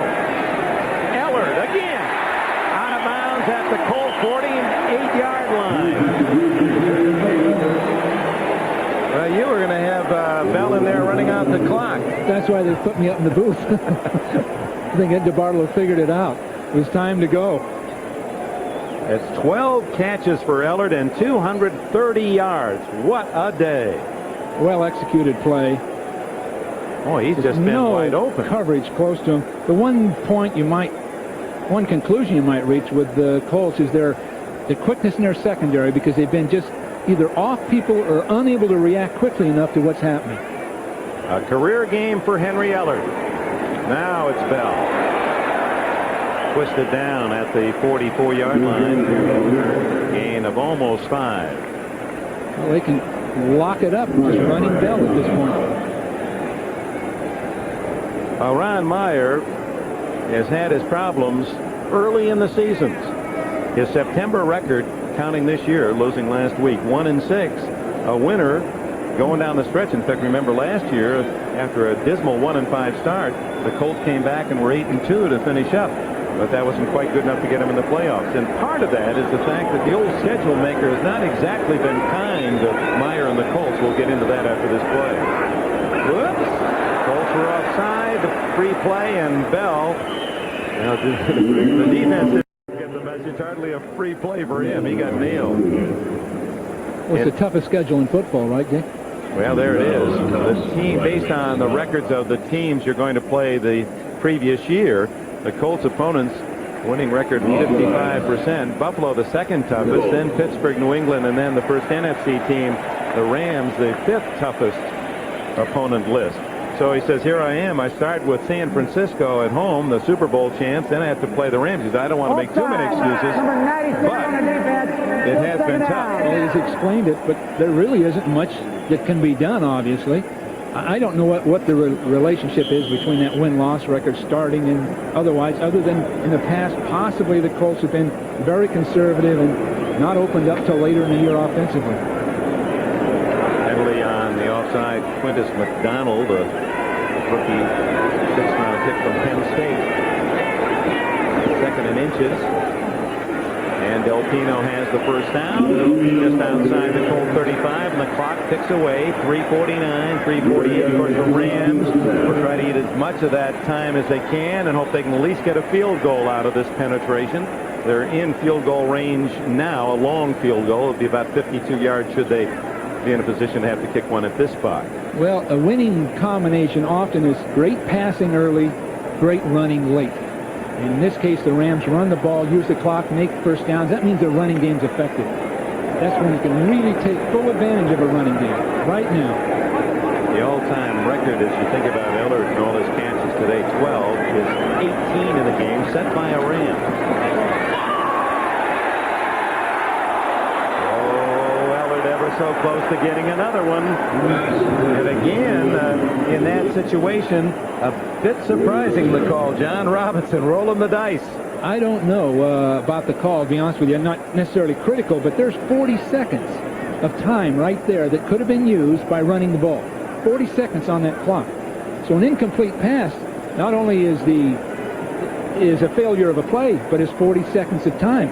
Maybe longer if you handle the clock right. A couple of running plays, and you're running out of time already. That stops the clock with 3:08 left and is a favor to the Colts, 2nd and 10. Bell. Nice open field tackle from Mike Pryor, number 39, former Illinois State football and baseball star. He really had a choice of going one of two ways, Major League Baseball or football. He was an all-time hitter with Illinois State, a lifetime batting average of .388. He was drafted by the Dodgers, the Orioles, and the Astros, but he always wanted to be a football player. He had 23 interceptions in college, and so his wishes come true with the Colts. Timeout called by the Colts, their first timeout. It comes with 2:49 remaining in Anaheim. NBC Sports coverage of the National Football League is brought to you by the new generation of Oldsmobile. Step into the future now at your Oldsmobile dealer. By United Airlines, rededicated to giving you the service you deserve. Come fly the friendly skies. And by New Keystone and Keystone Light. Bottled beer taste in a can. Wouldn't that be great? Big play, 3rd and 7. It goes to Anderson. He catches it at the 3-yard line. Almost true to his nickname, Will Dickerson had to flip himself in midair to catch that one. Interesting call, just a go pattern up the field. Pretty decent coverage. But Baylor just sort of outgunned. He's giving all he's got there, but all he can do is sort of play the receiver. So in a sense, it's a superior athlete in Anderson going for a ball, because otherwise everything was right. Full blitz by the Colts, pretty decent, just a throw and a catch. That gives the Rams a spot it back at the 5-yard line. 1st and goal as we're down to the 2-minute timeout. So the Rams with a 24-17 lead are 1st and goal, sitting on the Colts 5-yard line as they go for a 2-0 start in '89.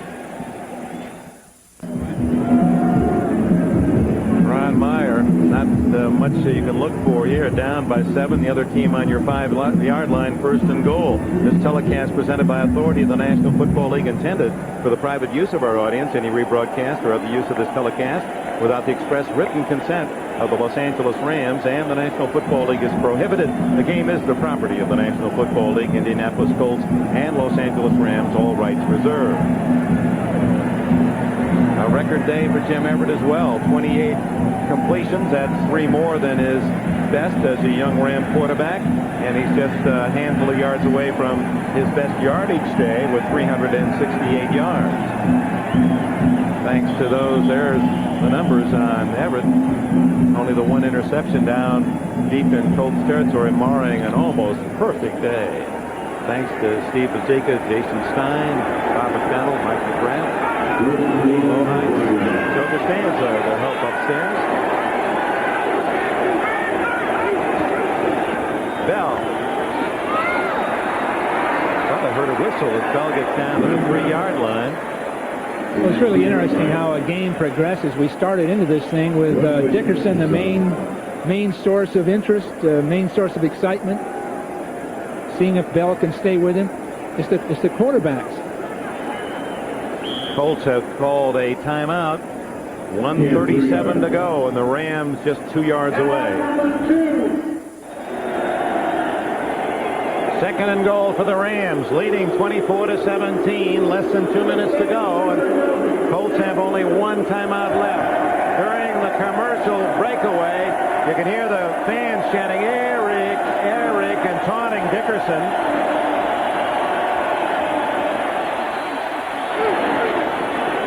Greg Bell, the man who replaced Dickerson, touchdown Rams.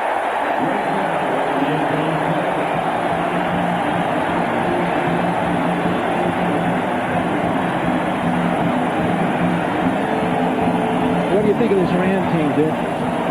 I was going to ask you the same. It appears to be a team that certainly has some offensive weaponry. It's a matter of, will their defense be able to do the job? Well, this is the most versatile Ram team I've seen, and it has more dimension to it offensively. Defensively, without the great star, the great player, but a lot more speed than they've had in the past. Lansford's try for point. And with a chance, Eric. Dickerson's 100-yard day is not the factor. Bell answers with nearly 70 yards of his own and a touchdown, and that completes a 69-yard drive in 8 plays. The line of scrimmage dominated by the Rams. Of course, it's right at the end of the game. The Colts aren't going to be, just whether they mean to or not, as intense, and they get scored on. And the Colts aren't that bad either. They've still got a good chance. It's 0-2.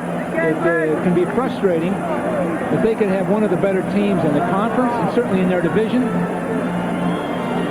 Fine young quarterback, quick receivers. Little trouble in the secondary, at least today.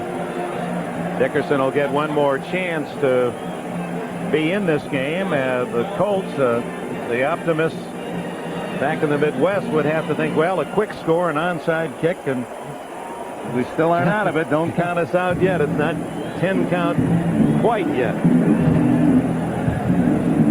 Let's compare the two runners. Dickerson 107 to Bell 68, so 39-yard difference, each with a touchdown. That's 39 yards of maybe $1 million, and 6 other players think they'd trade. The Rams will trade that difference between Bell and Dickerson. All for 39 yards. There's still a puzzle missing out of that trade, Dick. There's still a puzzle missing. I just can't believe that Dickerson would take that position not knowing he could go to the Colts or somewhere specifically for a certain amount of money. This is Verdun. One block away from really taking that one all the way to the 43-yard line. Finally tackled by Darrell Henley, the rookie from UCLA. Now out comes Chris Chandler after the 22-yard return by Verdun.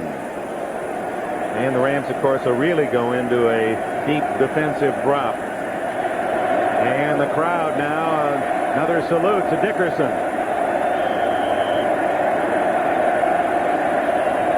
There's the total yards when you mix in the receiving with the rushes. You know, that chant is there, but I'm not sure that it's sort of a fascination. There's a lot of respect for this guy. It's sort of in fun, in a sense. Yeah, in fact, he was even smiling on the sidelines a moment ago. Screen to Dickerson. And he's to the Ram 45 and about 15 more on his total. No huddle. First down. Clock runs. 1:08, 1:07. The Colts have just one timeout left. They're handling themselves well. 1 minute to go.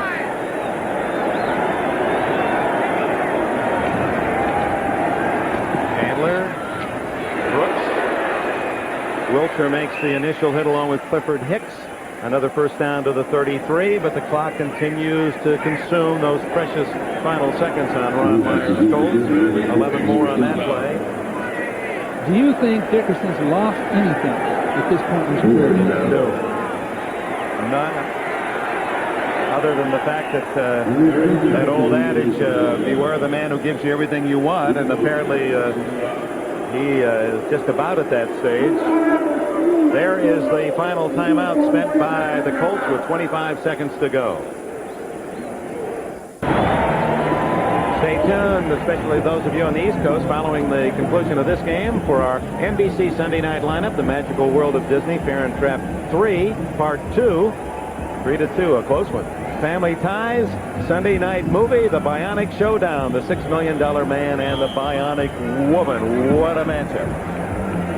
That's tonight on NBC. Here the matchup has featured Jim Everett and his passing game to Henry Ellard. The smile should be big for the Rams in that regard. The Colts, with just 25 seconds left, are on the Rams 24-yard line. No timeouts left. Eric Dickerson in the backfield, 116 yards rushing. The throw to Brooks, and Brooks is to the 2-yard line. Denied the touchdown by James Washington and Jerry Gray. And Chandler trying to hurry his team up there and at least try to get in the end zone. Clock. No way to stop it.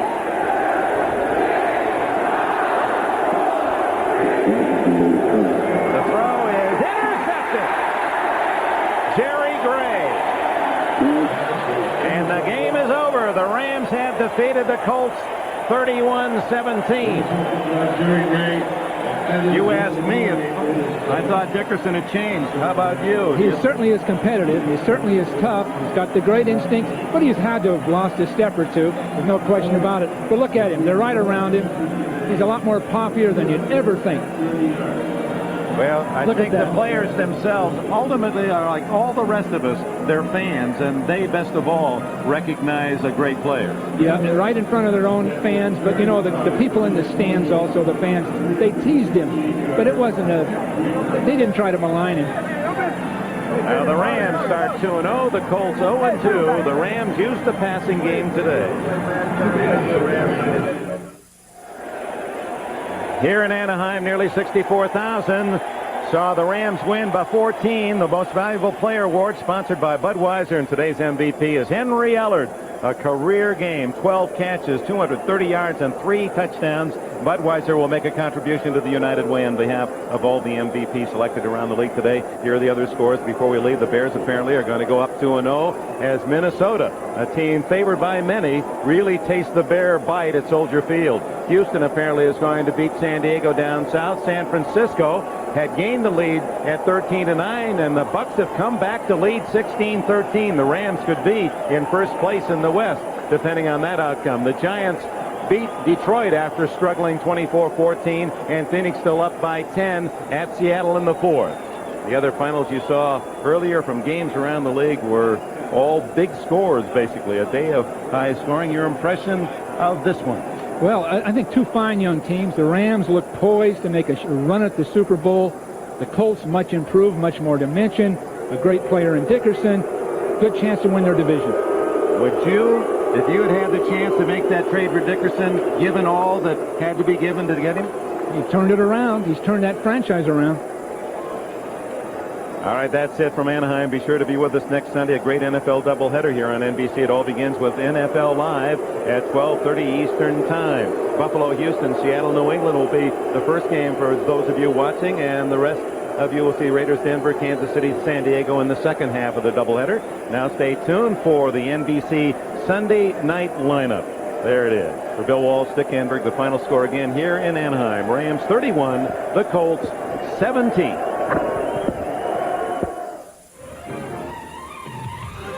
The preceding has been a presentation of NBC Sports.